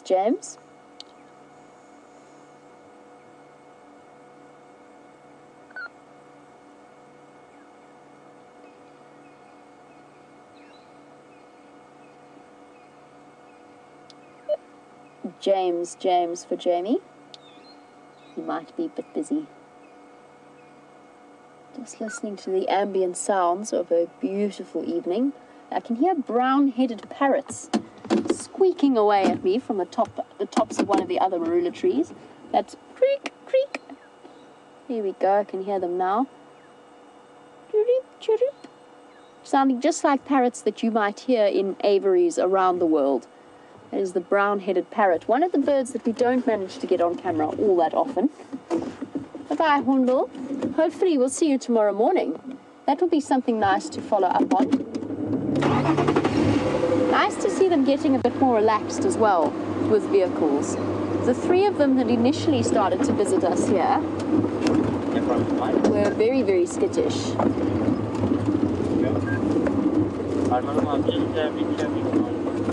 I've just gone through a drainage system. There's a wine here. Just a wine here. Alright, I'm just continuing straight on the road now. So Evie's asked a very broad question. So where Evie lives, and Evie, just let me know where it is exactly that you live. Evie, watching our show, would like to know, because there are lots of birds of prey in her area, she would like to know a little bit about identifying different bird species whilst in flight, or how to identify between eagles, hawks, falcons, and so on. Now, Evie, It's a bit of a difficult question to answer because it depends, of course, on the various species inside your area. And you wanted to know about vultures as well.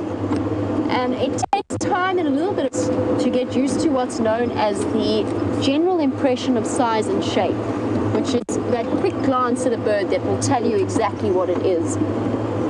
And what I'd like to do is I'd like to look at my book to be able to demonstrate more precisely. Generally, falcons, if I'm going to go for general rules, a slightly sharper curve to the wings for the most part. So the silhouette with wings and much smaller than a hawk or an eagle.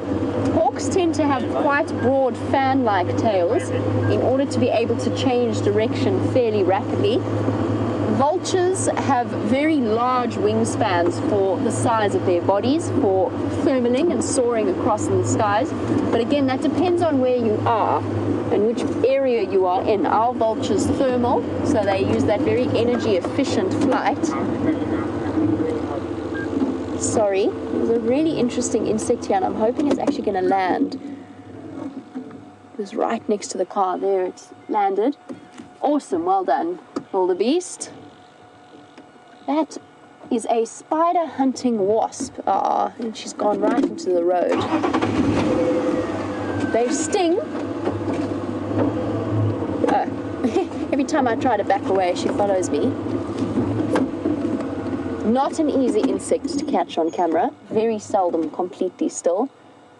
And she's, don't land there, girl. Come back out into the open. So that is a spider hunting wasp. And as her name suggests, she will catch spiders.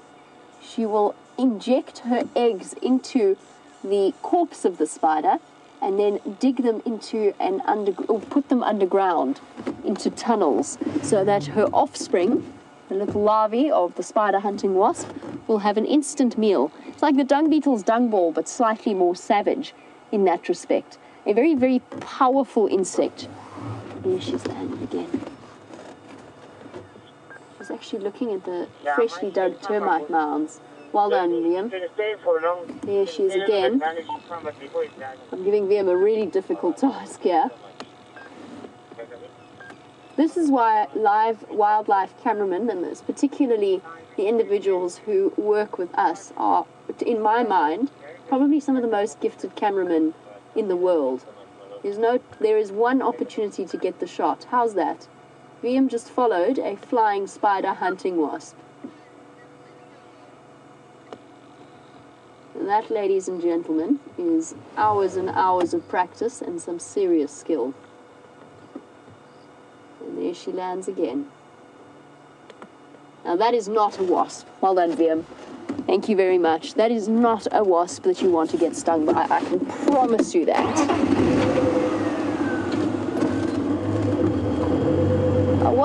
Before I got distracted by the spider hunting wasp, I was in the middle of answering a question about the shapes of birds as seen from below whilst in flight.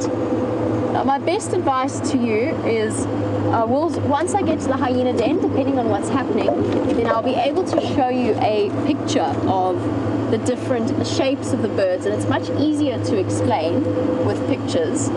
I want to just get to the hyena den before it gets too dark. So Evie, can I pop your question on hold for now, and I promise you I'll answer it as fully as possible once we have the opportunity to.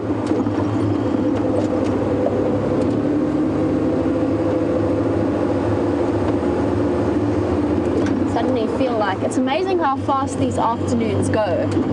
Suddenly feel as though I've got to race across to the hyena den before we lose light completely. Hopefully this time around we won't have the same collision we had yesterday afternoon, where James and myself had exactly the same thought pattern.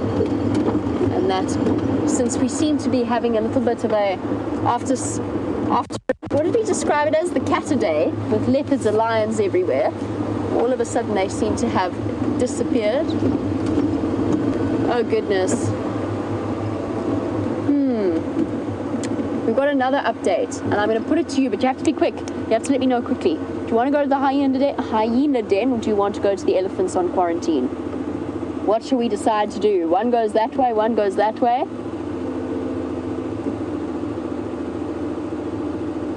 first 5 people to get us a majority answer, because I can't sit here in limbo forever. Let's find out what you guys would like to do. Would you like the hyena den, or would you like elephants in the clearing in the sunset? I will reposition so that taking either direction is quick. And if I don't get answers, then I'll just decide for myself. I get to choose. Then VM gets to choose, and I know exactly what he's thinking.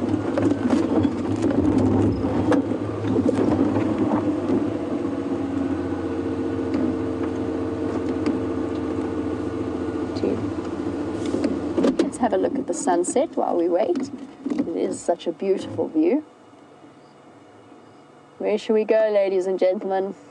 Clock's ticking until VM gets to decide your particular answer. While we do that, we'll answer the question about the underside of birds while we wait for your answers to come through. This is what I was...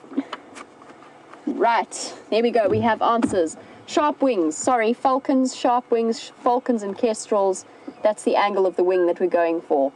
And we can't stop to look any longer because the light is disappearing and you all want to go to elephants. Let's go to elephants. Bye-bye, hyenas. I understand your desire. There is nothing better than a peaceful elephant sighting in the evening on quarantine. I've chosen hyenas. You've chosen hyenas, Liam. Oh, there you go. You're lucky you answered as quickly as you did. Back around we go.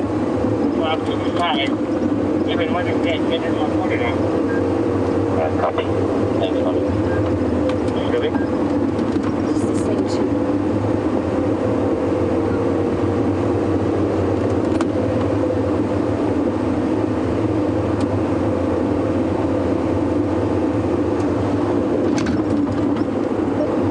James.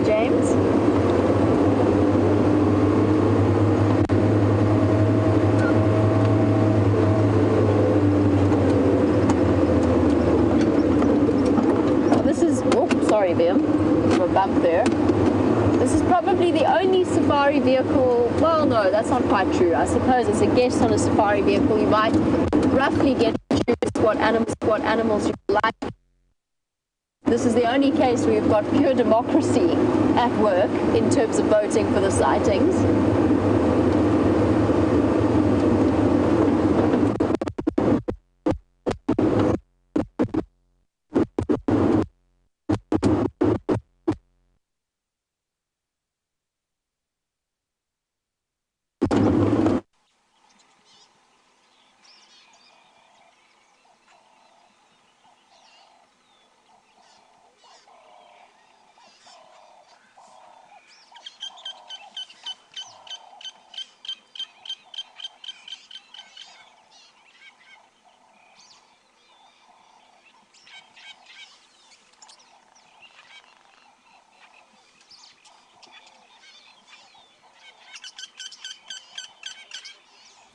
Hello everyone.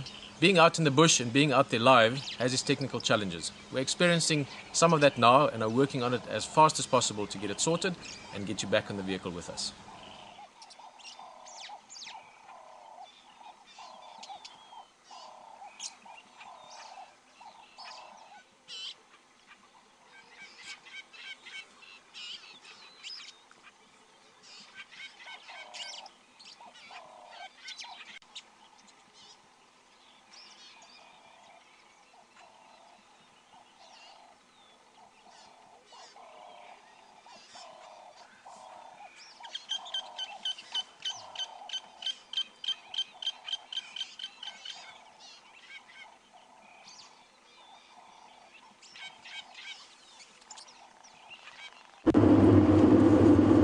Good choice, everyone.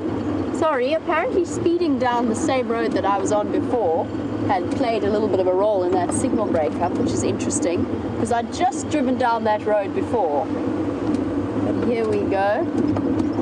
We are going to be in, whoopsie little tortoise, careful. Thank you, Steph. Steph once again coming to the rescue in terms of offering us some sightings. First it was the Scops owl, now it's a peaceful elephant sighting in the sunset. Good choice, everyone. How's that for a picture?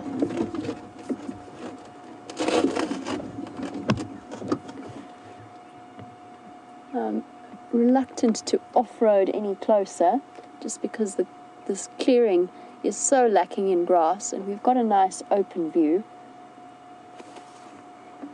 How's that? There you go. Zira joining us for the first time. Zira saying that she may never get to go to Africa, but that this is the next best thing. Well, Zira, I'm glad that you could join us. It's wonderful always to have new viewers and regular viewers on board with us every day. I hope you'll probably find, Zira, that you become completely addicted to moments like this. Don't forget, we are live every day, twice a day.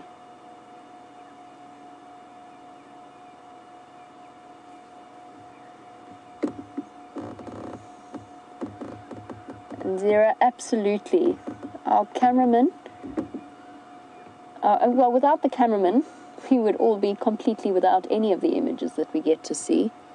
We're very fortunate to have a very gifted group or individual group of cameramen. What a view.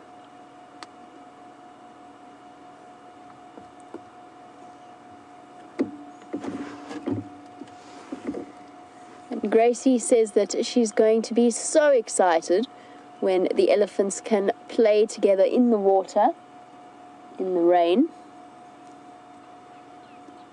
I'm just going to try one more time, sorry everybody, to get hold of James on the Game Drive channel. He has joined us at this sighting.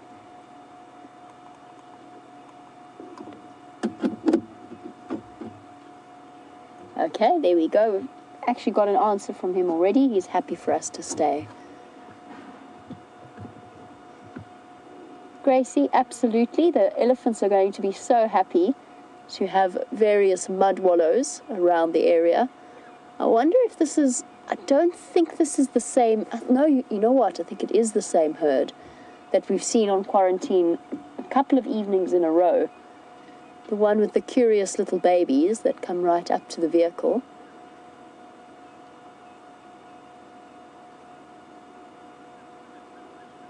What a peaceful sighting.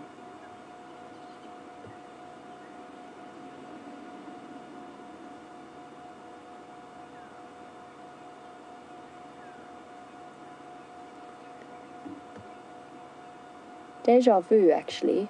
This is had a very similar sighting and a very similar evening of these elephants munching away on quarantine. Little one flapping its trunk around, reaching up to touch mom.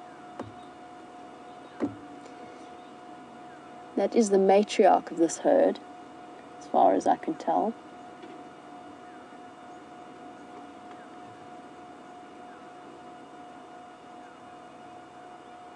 And the reason I say that, and it is tricky to see,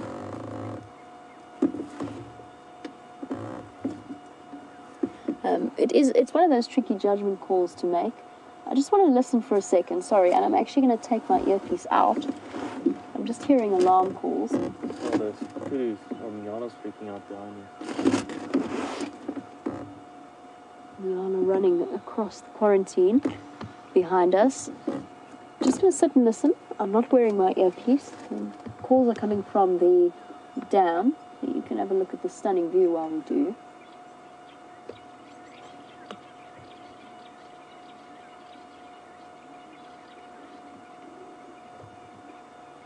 Yeah, time to go. Sorry, I know this is a beautifully peaceful elephant sighting, but the impala are going absolutely crazy at the dam. Keep your eyes on the dam camera as well as watching us, because I think that there's either a leopard or a lion coming through. Sorry, I know we were having a wonderful, peaceful elephant sighting, but this is the way that live safaris go. It just changes at the drop of a hat. The impala are going bah, bah, bah, bah. Nyala's racing up from the dam behind us. Now, impala don't alarm call for nothing. It's either a leopard or a lion. Could be a cheetah as well. You never know.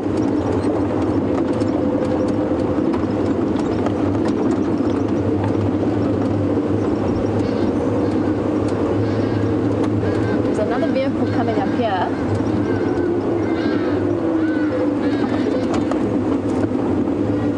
Where are these Impala alarm calling? How's it, Ev? How are you? Good, and you? Good. Did you hear the Marla alarm calling here? Yeah, they said they might have just be like in the dam. Yeah, is it just at each other or? Yeah, I like this thing around. You can check it out. Okay, I'm gonna go check because the Nyala are also running up. Okay, thanks. Okay, cheers, Ev. Bye bye. Oops, sorry everybody. Ignored the guests on the back of the vehicle. What's up, Impala? What's got you so excited? The Nyala actually ran from there. Let's try looping that side. The Impala at that end, all looking up towards the lodge.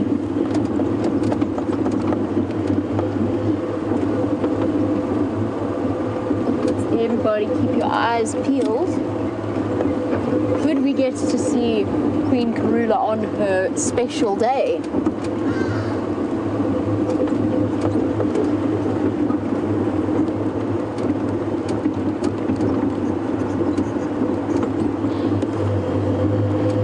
What, Impala? What has upset you? It's far. Whatever it is, I think is quite far. It's close to the lodge in the drainage line. And only one or two of them calling. And one very relaxed Nyala. What? What's wrong? I hear you.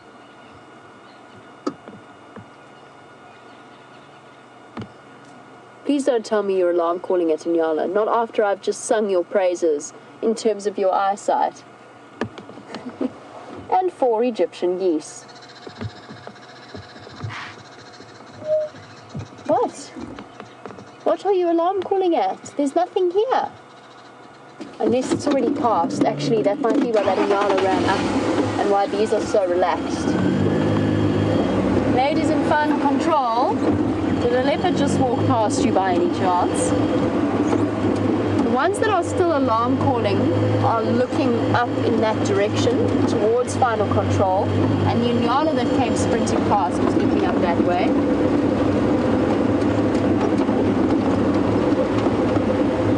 Not impossible, but the leopard is in the lodge either. A fence for a leopard is pretty much not really a consideration.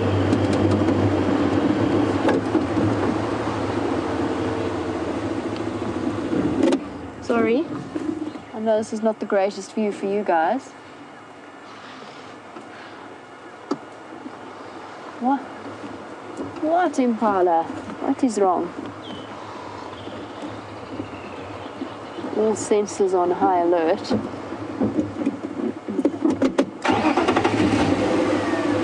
I don't know. Only some of these Impala are upset. Not all of them.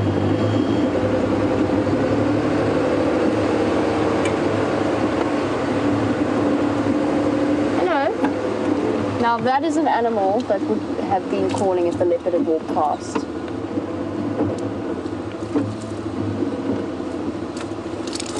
But she's not. Believe it or not, there's an antelope there. There she is. Excuse me, have you seen a leopard by any chance? Or are you lots just a bit crazy? And the Impala's just being crazy. So an Nyala, unlike an Impala, gives off a deep booming bah bark. The Impala have all gone quiet.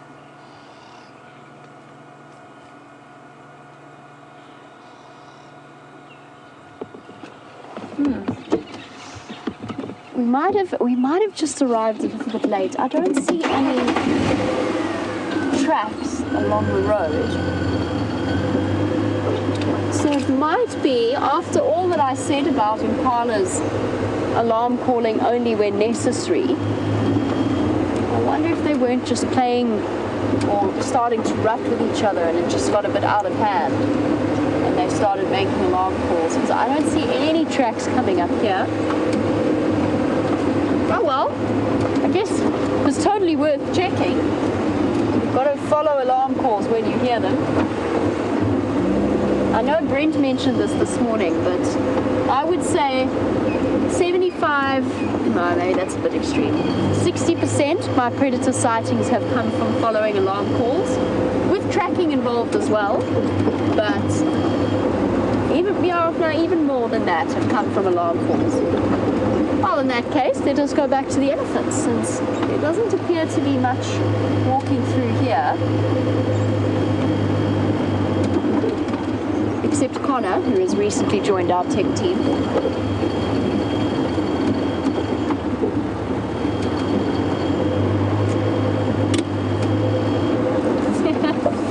At some point we'll get Connor on camera. I think he's been avoiding us. He ducked very quickly out of sight when he saw me. You didn't see Connor? He's like a mystery, like most of our tech department actually. Shadows. Try and avoid our camera as much as possible.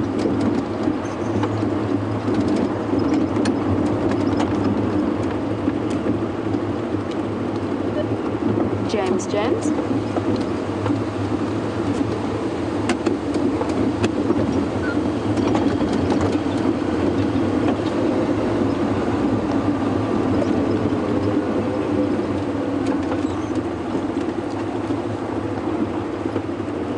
Here we go, back to our elephants on quarantine. Elephants in the dusk.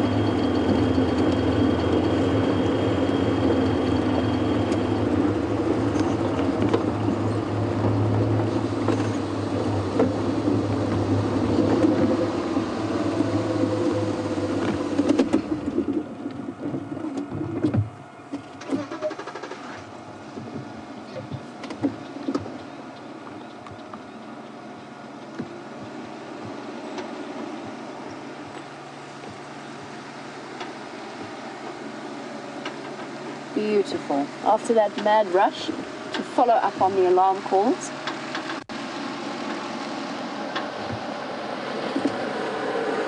No sign of them, but the elephant's still here. There's the little mischief.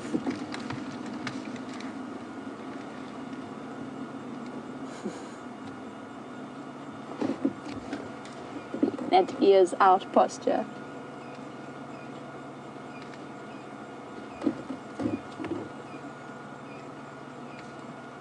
That's a really good point that's been raised by Tim. Now, most of us as humans experience our overwhelming emotion that we experience with elephants is that of peace and tranquility. And Tim has mentioned that one of the reasons he thinks they make him feel so calm is actually their shape. So the gentle contours, their roundness, yes ladies, your curves, are very relaxing. I completely agree with you, Tim. To me, what makes an elephant sighting like this so peaceful is, first of all, moments like this, where I've just heard one of their sub-frequency calls. Little baby at the back. I'm going to roll backwards a little bit. It's being so cute.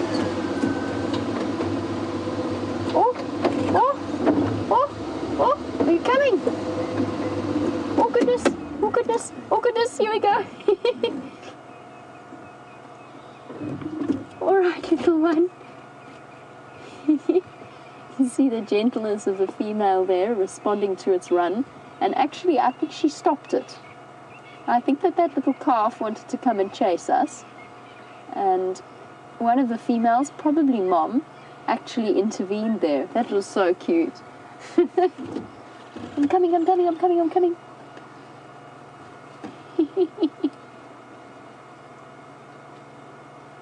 Little naughty thing. Baby elephants don't need to eat as regularly or as constantly as the adults do, because they're still suckling. So they're getting a lot of the nutrition from the milk. Although they are eating solids by the time they're 6 months old, they're still feeding from their moms at the same time. And so it gives them plenty of time, particularly as it gets cooler in the afternoon, for playing and learning and exploring.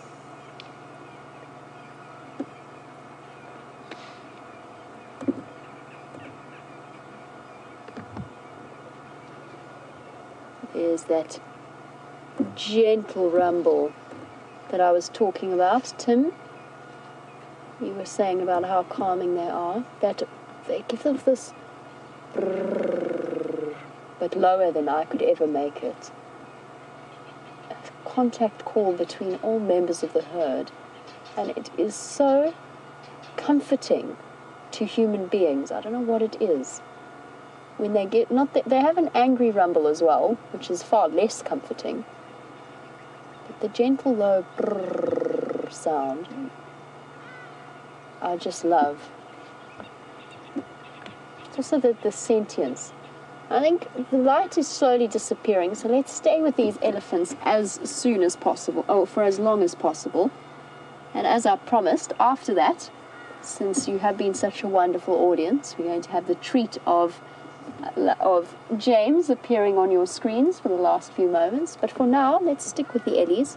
The light's going to vanish soon. Let's try and find a nice or a different view as they start to move through. So sweet.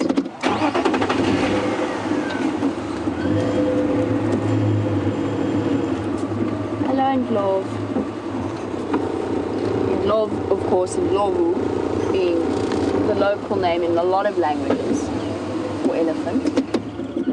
And you, Double Trouble.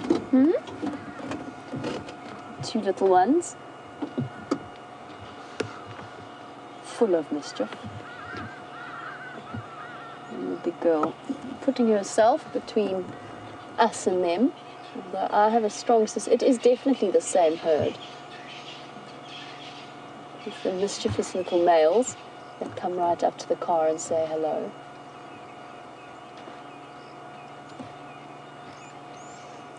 Look at them, kicking up all of the fresh green shoots on quarantine. And like taking advantage of them.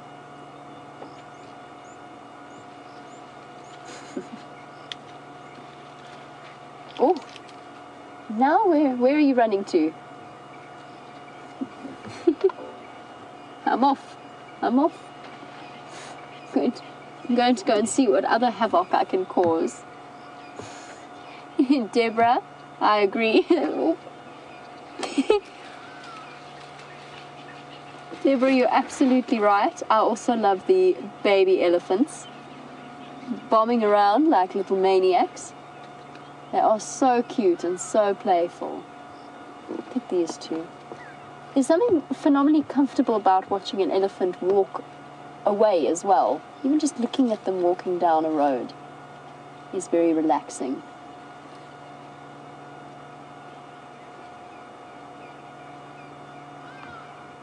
But Deborah, there's not much cuter than a baby elephant, and it's the intelligence and the learning that they're doing that makes them so fascinating to watch.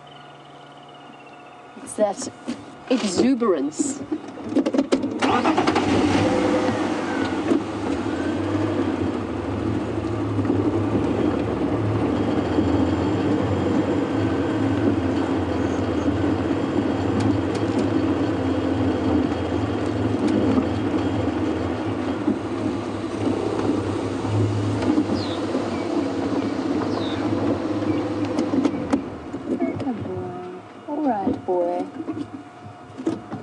Catherine and Hoagie all saying that elephants bring them a great sense of serenity and peace. Oh goodness, oh goodness. Oh, you're so brave until you get there, until you get to the young boy, and then you lose your motivation, little mischief. Oh, are you brave enough? Now, there we go. Now we've got the two of you. It is the same herd. Look at it imitating. Look at it imitating the older cousin. Oh, but not quite, not quite. But too scary. But too scary. Maybe I'm not as big as I thought I was. Up close, the vehicle looks a bit scarier. Oh. I can only describe it to you because it's something that you probably can't hear through the microphones. But the largest female is calling to the rest of her family in that gentle rumble I described, and that, to me, is where the feeling of something far more encompassing than myself starts to set in. And those impala, those cheeky impala are alarm calling again. And I wonder, I'm going to try and get hold of James, because he was in that area. Okay, James is with them. So James is with the impala that are alarm calling, which makes me feel a little bit better, because it goes so against my instinct to not follow alarm calls. But if James is there, I am slightly comforted. We're slowly losing light. We're coming right up to the end of our elephant sighting. But I was trying to describe this sense of connectedness is maybe pushing it a bit far. It might be getting a little bit too sappy. But there is an incredible overpowering emotion when you hear them talking to each other like that. And this awareness that you're dealing with not humans, but very sentient animals. Especially in a peaceful evening like this.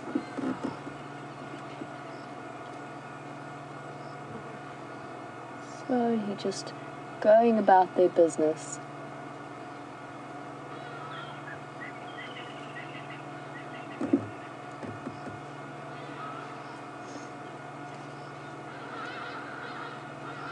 You hear the hardy-dogs calling off in the distance. And I hope this elephant herd decides to stick around for tomorrow's sunrise safari. They are such a herd full of characters. I don't know if it's because it's all of the little ones are young bulls, but they're cheeky and very brave. And it makes for highly entertaining antics. I don't believe it. There goes this little one again. Look at him. Look at him go. Run, run, run, run, run. Run, run, run, run, run. Oh. Oh. Intercept. Intercept. What are you up to? Are you full of... Oh, and I'm on a mission. And I'm gone again. Look at those little legs running furiously. Oh. Being chased by the older one. What are you doing, you crazy creature? I'm running. I'm running because I can, and I'm young, and I'm bored, and I want to.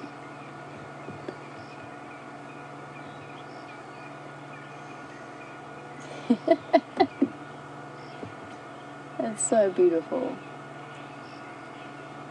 I'm sure that we provide a little bit of comic relief for the little ones as well. Something to remove the monotony of the day when the adults are being so boring and all they want to do is feed. And for the babies, when a vehicle comes around, it gives them something to perform for. And I promise you, I think that they perform for us at times. Yes, they play.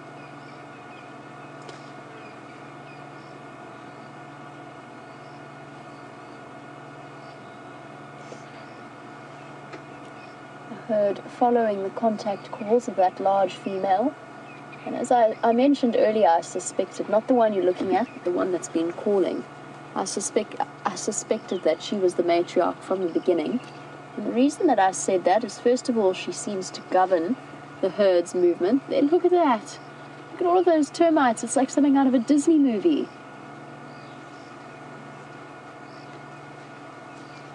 Elephants surrounded by sparkling termites. Africa providing the most stunning imagery. I'm not going to follow our elephant herd any further since it is getting dark, and generally they prefer not to have lights put on them.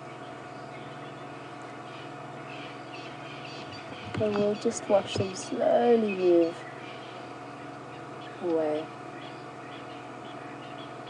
This is the same female that was a straggler before. The last time we saw this herd, when they came right up close to the vehicle. There's one female here with a prolapsed, not completely prolapsed uterus, but definitely a minor prolapse. I think this is her. It's hard to tell in the dark. The reason we don't put lights on them, as most of you would know, but for newish viewers joining us, you don't put lights on elephants. They're daytime animals. You can illuminate them. Oh, hold on, they're coming to us. That's interesting. Change direction. Are they going to come across towards us? Or they're going down to the dam for a drink. Banding together as they move. They got scattered in the clearing while they were feeding, but now as they move through the area, they're going to join up together. Hello, girls. Are you beautiful, huh? You're beautiful.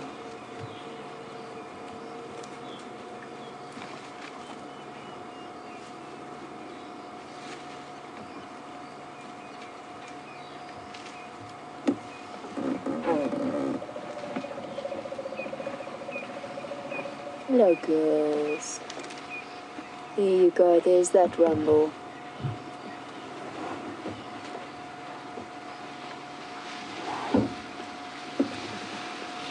A whole elephant herd moving past us, and this little one wants to feed and not being allowed to because it's drink time.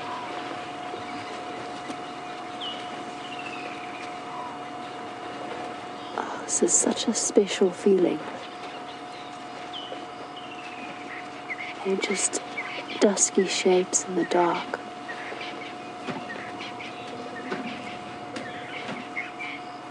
Now, VM's lightened up the sighting for you, but for me, they're almost just dark shapes. You can hear them rumbling to each other. And Darlene, I completely agree. I wish we knew more about what they say to each other. There you go, little one's managing to have its snack. Hello, girls.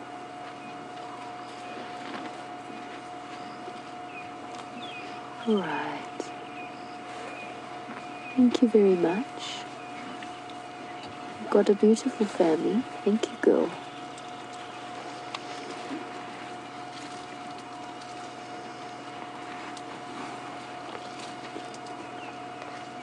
Hello, beautiful.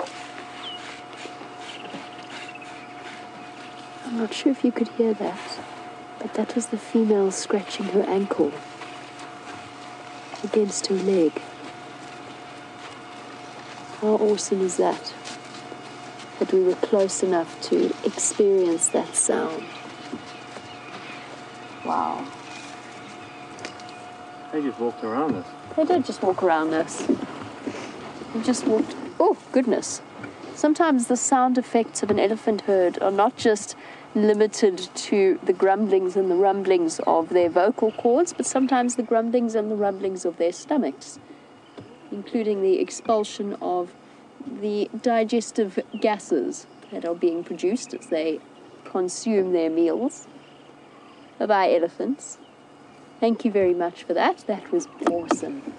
Darlene, completely agree with you that we have only scratched the surface of the extent to which elephants communicate with each other. I just want to make sure I don't reverse into one's personal space. I'm going backwards, ellies.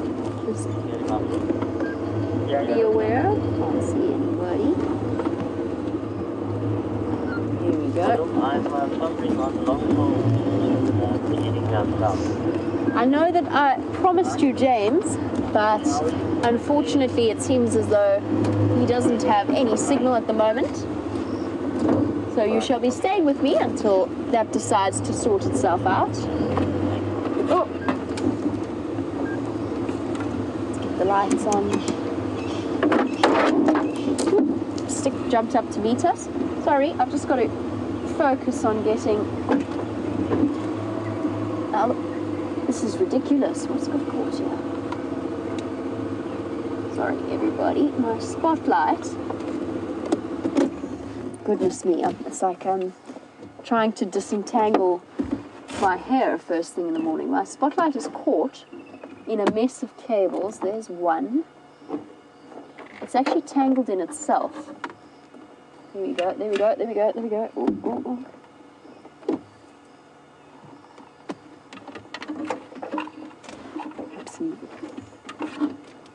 How do you think that thing tangled up? Here we go. Done it. I'm not sure, VM, how I managed to get that thing Clean up all tangled these up. cables today. Yeah, no, VM cleaned it up so nicely in here, and already I've managed to tangle it up. But my argument is that it's like headphones. It doesn't matter how you put them away, when you find them again, they are going to be tangled up. There we go. And how's that beautiful sky? Just for a quick look. Unfortunately, my antenna in the way. Beautiful, nevertheless.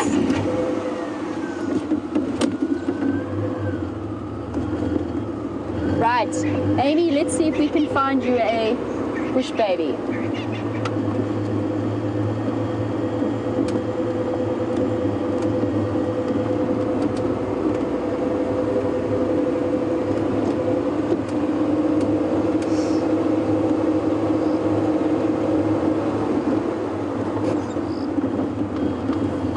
Darlene, one thing we haven't seen in a couple of days now is our much beloved wild dog packs. And Darlene's been reading reports about the idea that conservationists have had to change the name wild dog to painted dog or painted wolf.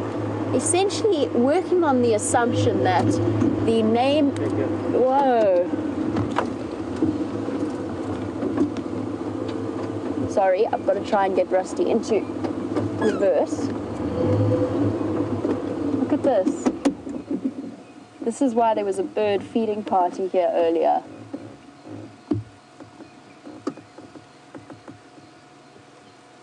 Wow, it's actually making a noise. I wonder if you can hear it. I'm just going to be quiet for a moment.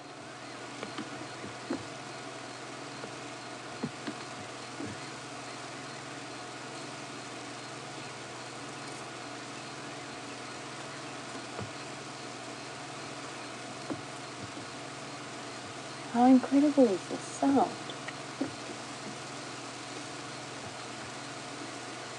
Sorry, Darlene. I'll be with you in a moment. Amy? Yes. Can you radio James to come back like that? If I can ready him to? Come back like. Yes, I can do. Now, he hasn't been answering his Game Drive channel, but VM's had a wonderful idea of getting James to come and provide some backlight for us at this sighting.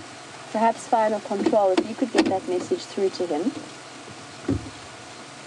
It would be awesome. This is incredible. We're also being...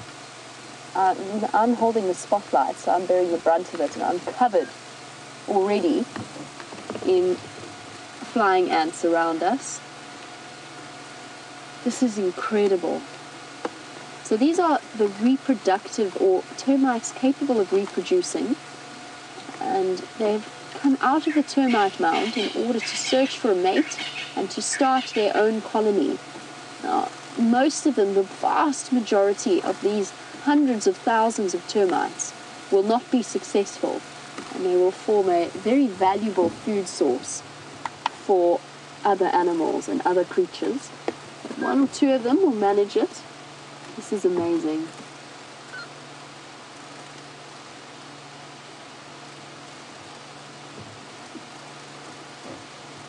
Just to give you a rough idea, James, as I said, is in this sighting.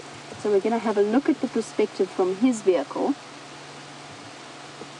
and what this incredible sighting looks like. Picture live.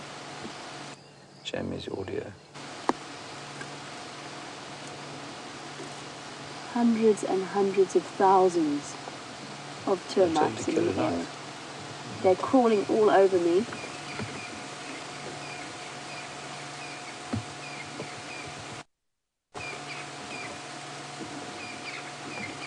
This is an amazing sight.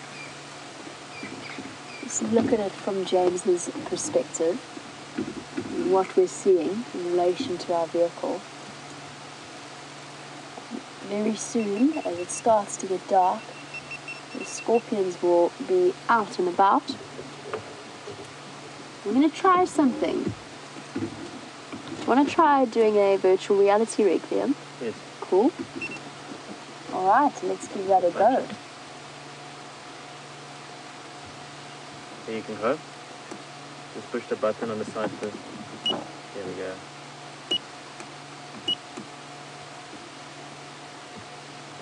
There you go. You can see us turning on the virtual reality rig.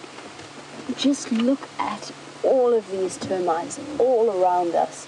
From right in front, all flying out, across to the termite mound on our left.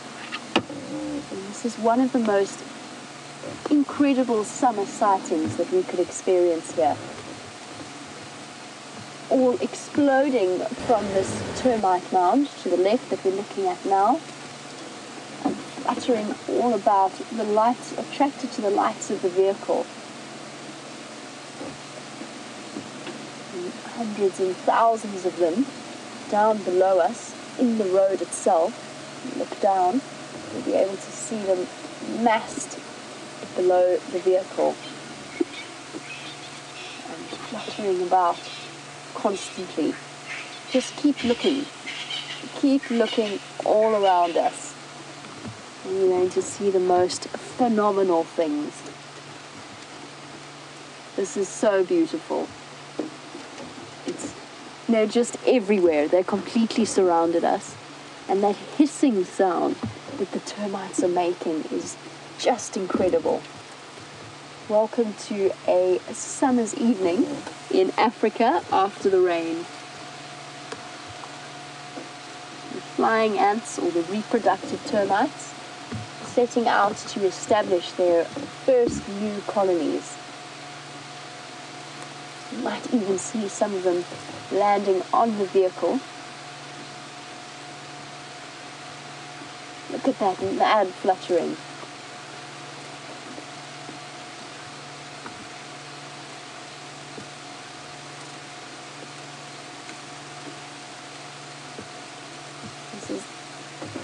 Incredible. Keep your eyes peeled for the scorpions that might come out. I haven't seen any just yet, but they will be arriving at this road very soon to take advantage of all of the individuals on the ground.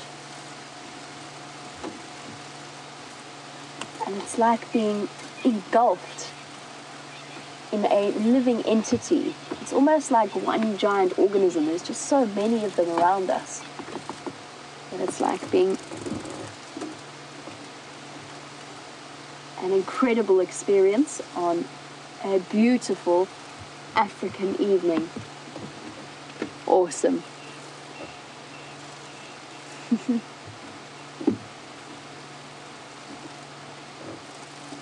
Back down onto the ground to have a look. A carpet of termites. Incredible. Just one little sample of what happens to us around at this time of year on a summer's evening. An incredible sighting and something to look at. Back on our vehicle once again.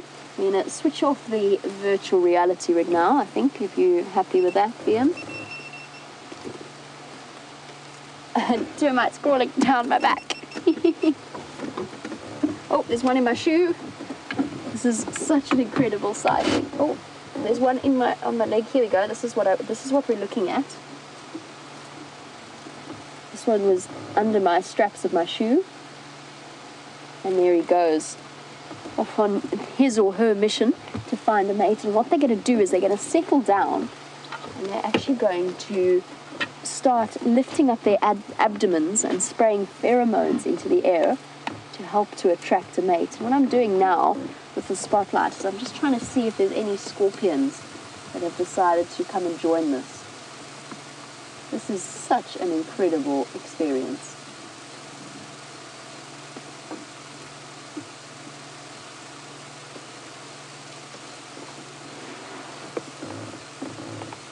You can see a lot of them crawling around are not the reproductive termites, but there's soldier termites as well. The large ones with the powerful mandibles. And then there's the tiny little workers crawling about as well. This group that we're looking at now is mainly the reproductive algates of the termite group, or the termite mound. But there's not just them. Oh, smack to the face. And that, of course, is because I have a spotlight in my hand. Valerie was wondering a bit about why it is that bugs are attracted to light. Look at that, there's another little one. Let me try and, sorry, that's a bit too overpowering in terms of light. There we go. A really fluffy fruit chafer, also been attracted to our lights. Oh, no, that's not the moon. And the answer to that, Valerie, is, as far as I understand it, for most of them, it's to do with their navigation. So the way in which they navigate. And a lot of them apparently navigate using the moon's light, or at least the impression of the moon. And I think the lights just confuse them, and that instinct that comes through to follow them is overpowering. That you find that around the world, insects fluttering and attracted to the light. And I'm sure that where James is sitting now, with his lights blazing as well, he's probably experiencing what we're experiencing, which is we're overrun by these reproductive termites. It's awesome. It's incredible. It's all fluttering. There's James, taking at least some of the termites away from us. Wow. Come on, scorpions. It's time for you to pay a visit. Sorry, I'm just checking along the road. We're going to be out soon. We're going to need to be exceptionally careful when walking about barefoot at the moment.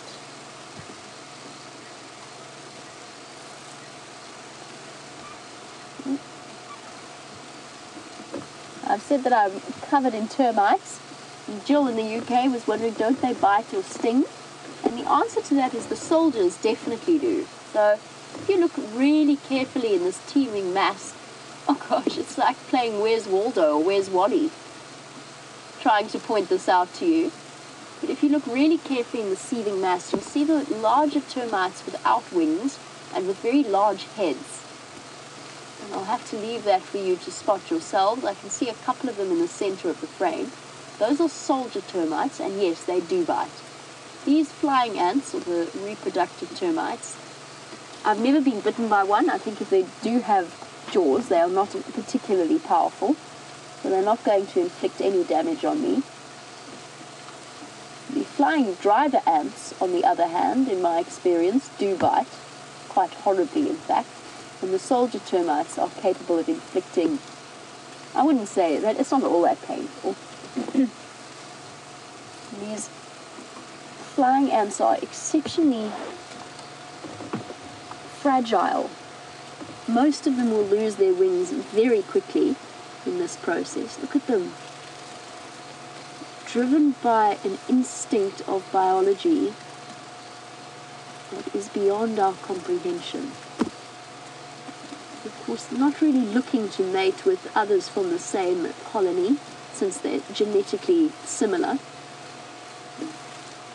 But on a mission to find a mate with a different genetic code.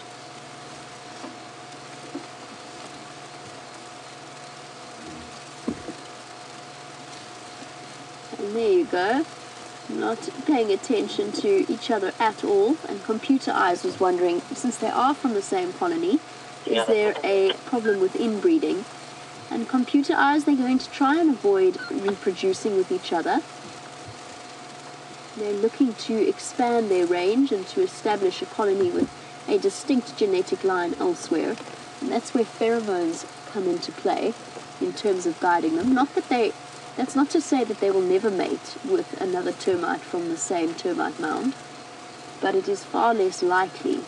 They're going to go off in search of greener pastures, as it were, rather than essentially a sibling. But yes, you're absolutely right. They are all offspring of the exact same genetic line.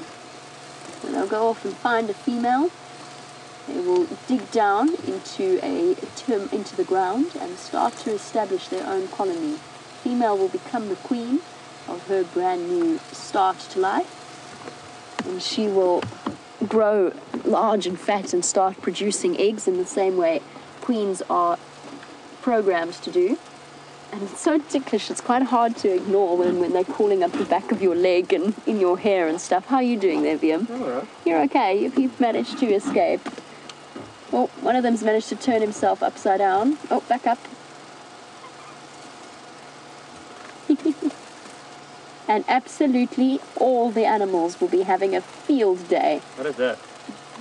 That I'm not actually entirely sure, to be completely honest. Are you looking at these little guys? I really don't know. A bug, I'm afraid. I honestly don't know. Too many bugs, too many insects out here to memorize them all. Oh my goodness, there's some of them are crawling up the back of my leg. One of them's on my ankle and it's really ticklish. Come here. Oh, down it goes. Marilyn, you had a question for me, but because there's a flying ant trying to crawl up my shorts, it's completely gone out of my mind. Sorry. As I was opening my mouth to answer you. This is awesome. Yes, that is it, Marilyn. You were wondering about nightjars eating termites. Absolutely, they are going to. Everything out here eats termites. Leopards eat termites. Hyenas will eat the termites. Birds of prey will eat the termites, and nightjars will definitely eat the termites. In fact, I'm quite surprised. That's really ticklish. That's really ticklish. That's an invasion of privacy and personal space. And out, out. I think it's time to go. I'm being overwhelmed. I'm very glad that they don't bite or sting or anything like that. Oh goodness, no, you're still stuck in there, you silly creature. Ooh, to the face. I think it's time to go. I don't know how you all feel. Oh no, now the car won't start. No, we're trapped. We're trapped. Oh, there we go. Woo. Relief. Let's escape this almost Hitchcock-like situation, like the movie The Birds, except with termites. Overwhelmed and overrun by them. No, you see, this is what I'm talking about. My shorts are not inappropriate. You will not find what you are looking for. There you go. Off you go. You get very used to bugs working out here. It's something that becomes second nature.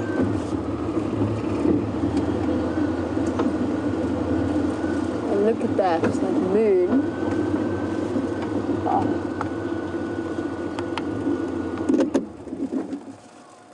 Ah, they're everywhere. Beautiful half moon. A waxing half moon, as far as I know. In other words, we're going towards full moon rather than towards new moon. You can see the rings that form around it as a result of moisture, water vapor in the air. And all I can hear now is 10 million termites fluttering in the different crevices of the vehicle.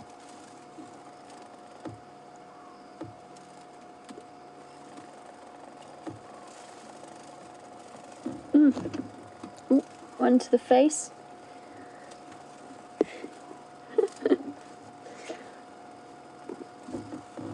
Absolutely incredible view. Really special evening. Between the elephants and the termites,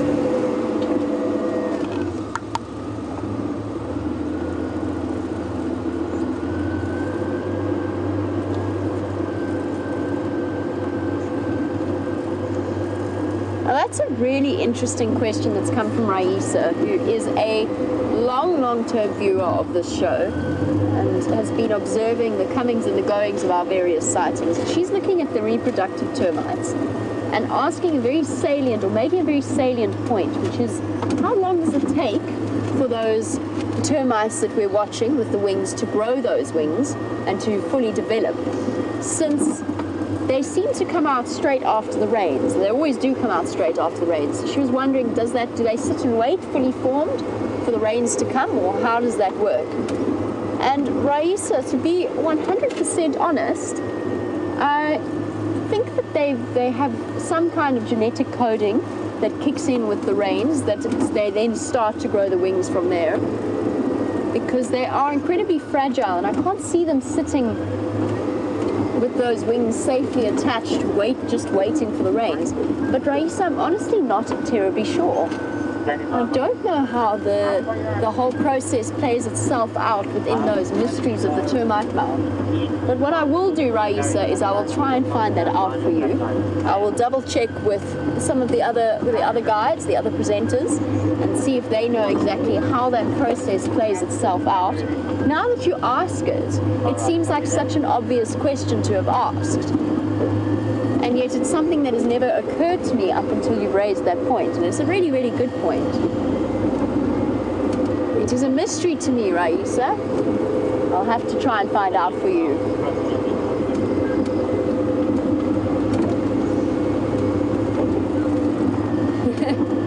Andrina said that I'm not just taking one for the team, I'm taking thousands for the team.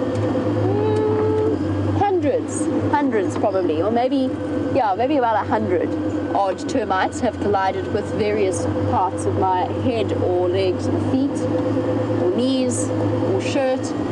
Vim seems to be relatively unscathed at the back there. All the lights are on you. Yeah, all the lights are on me, so that's where they come in from. And I think actually poor old James probably had it even worse, because he was just serving as a different That was not a termite, that was a dung beetle. That had to have been a dung beetle. Smack to the base.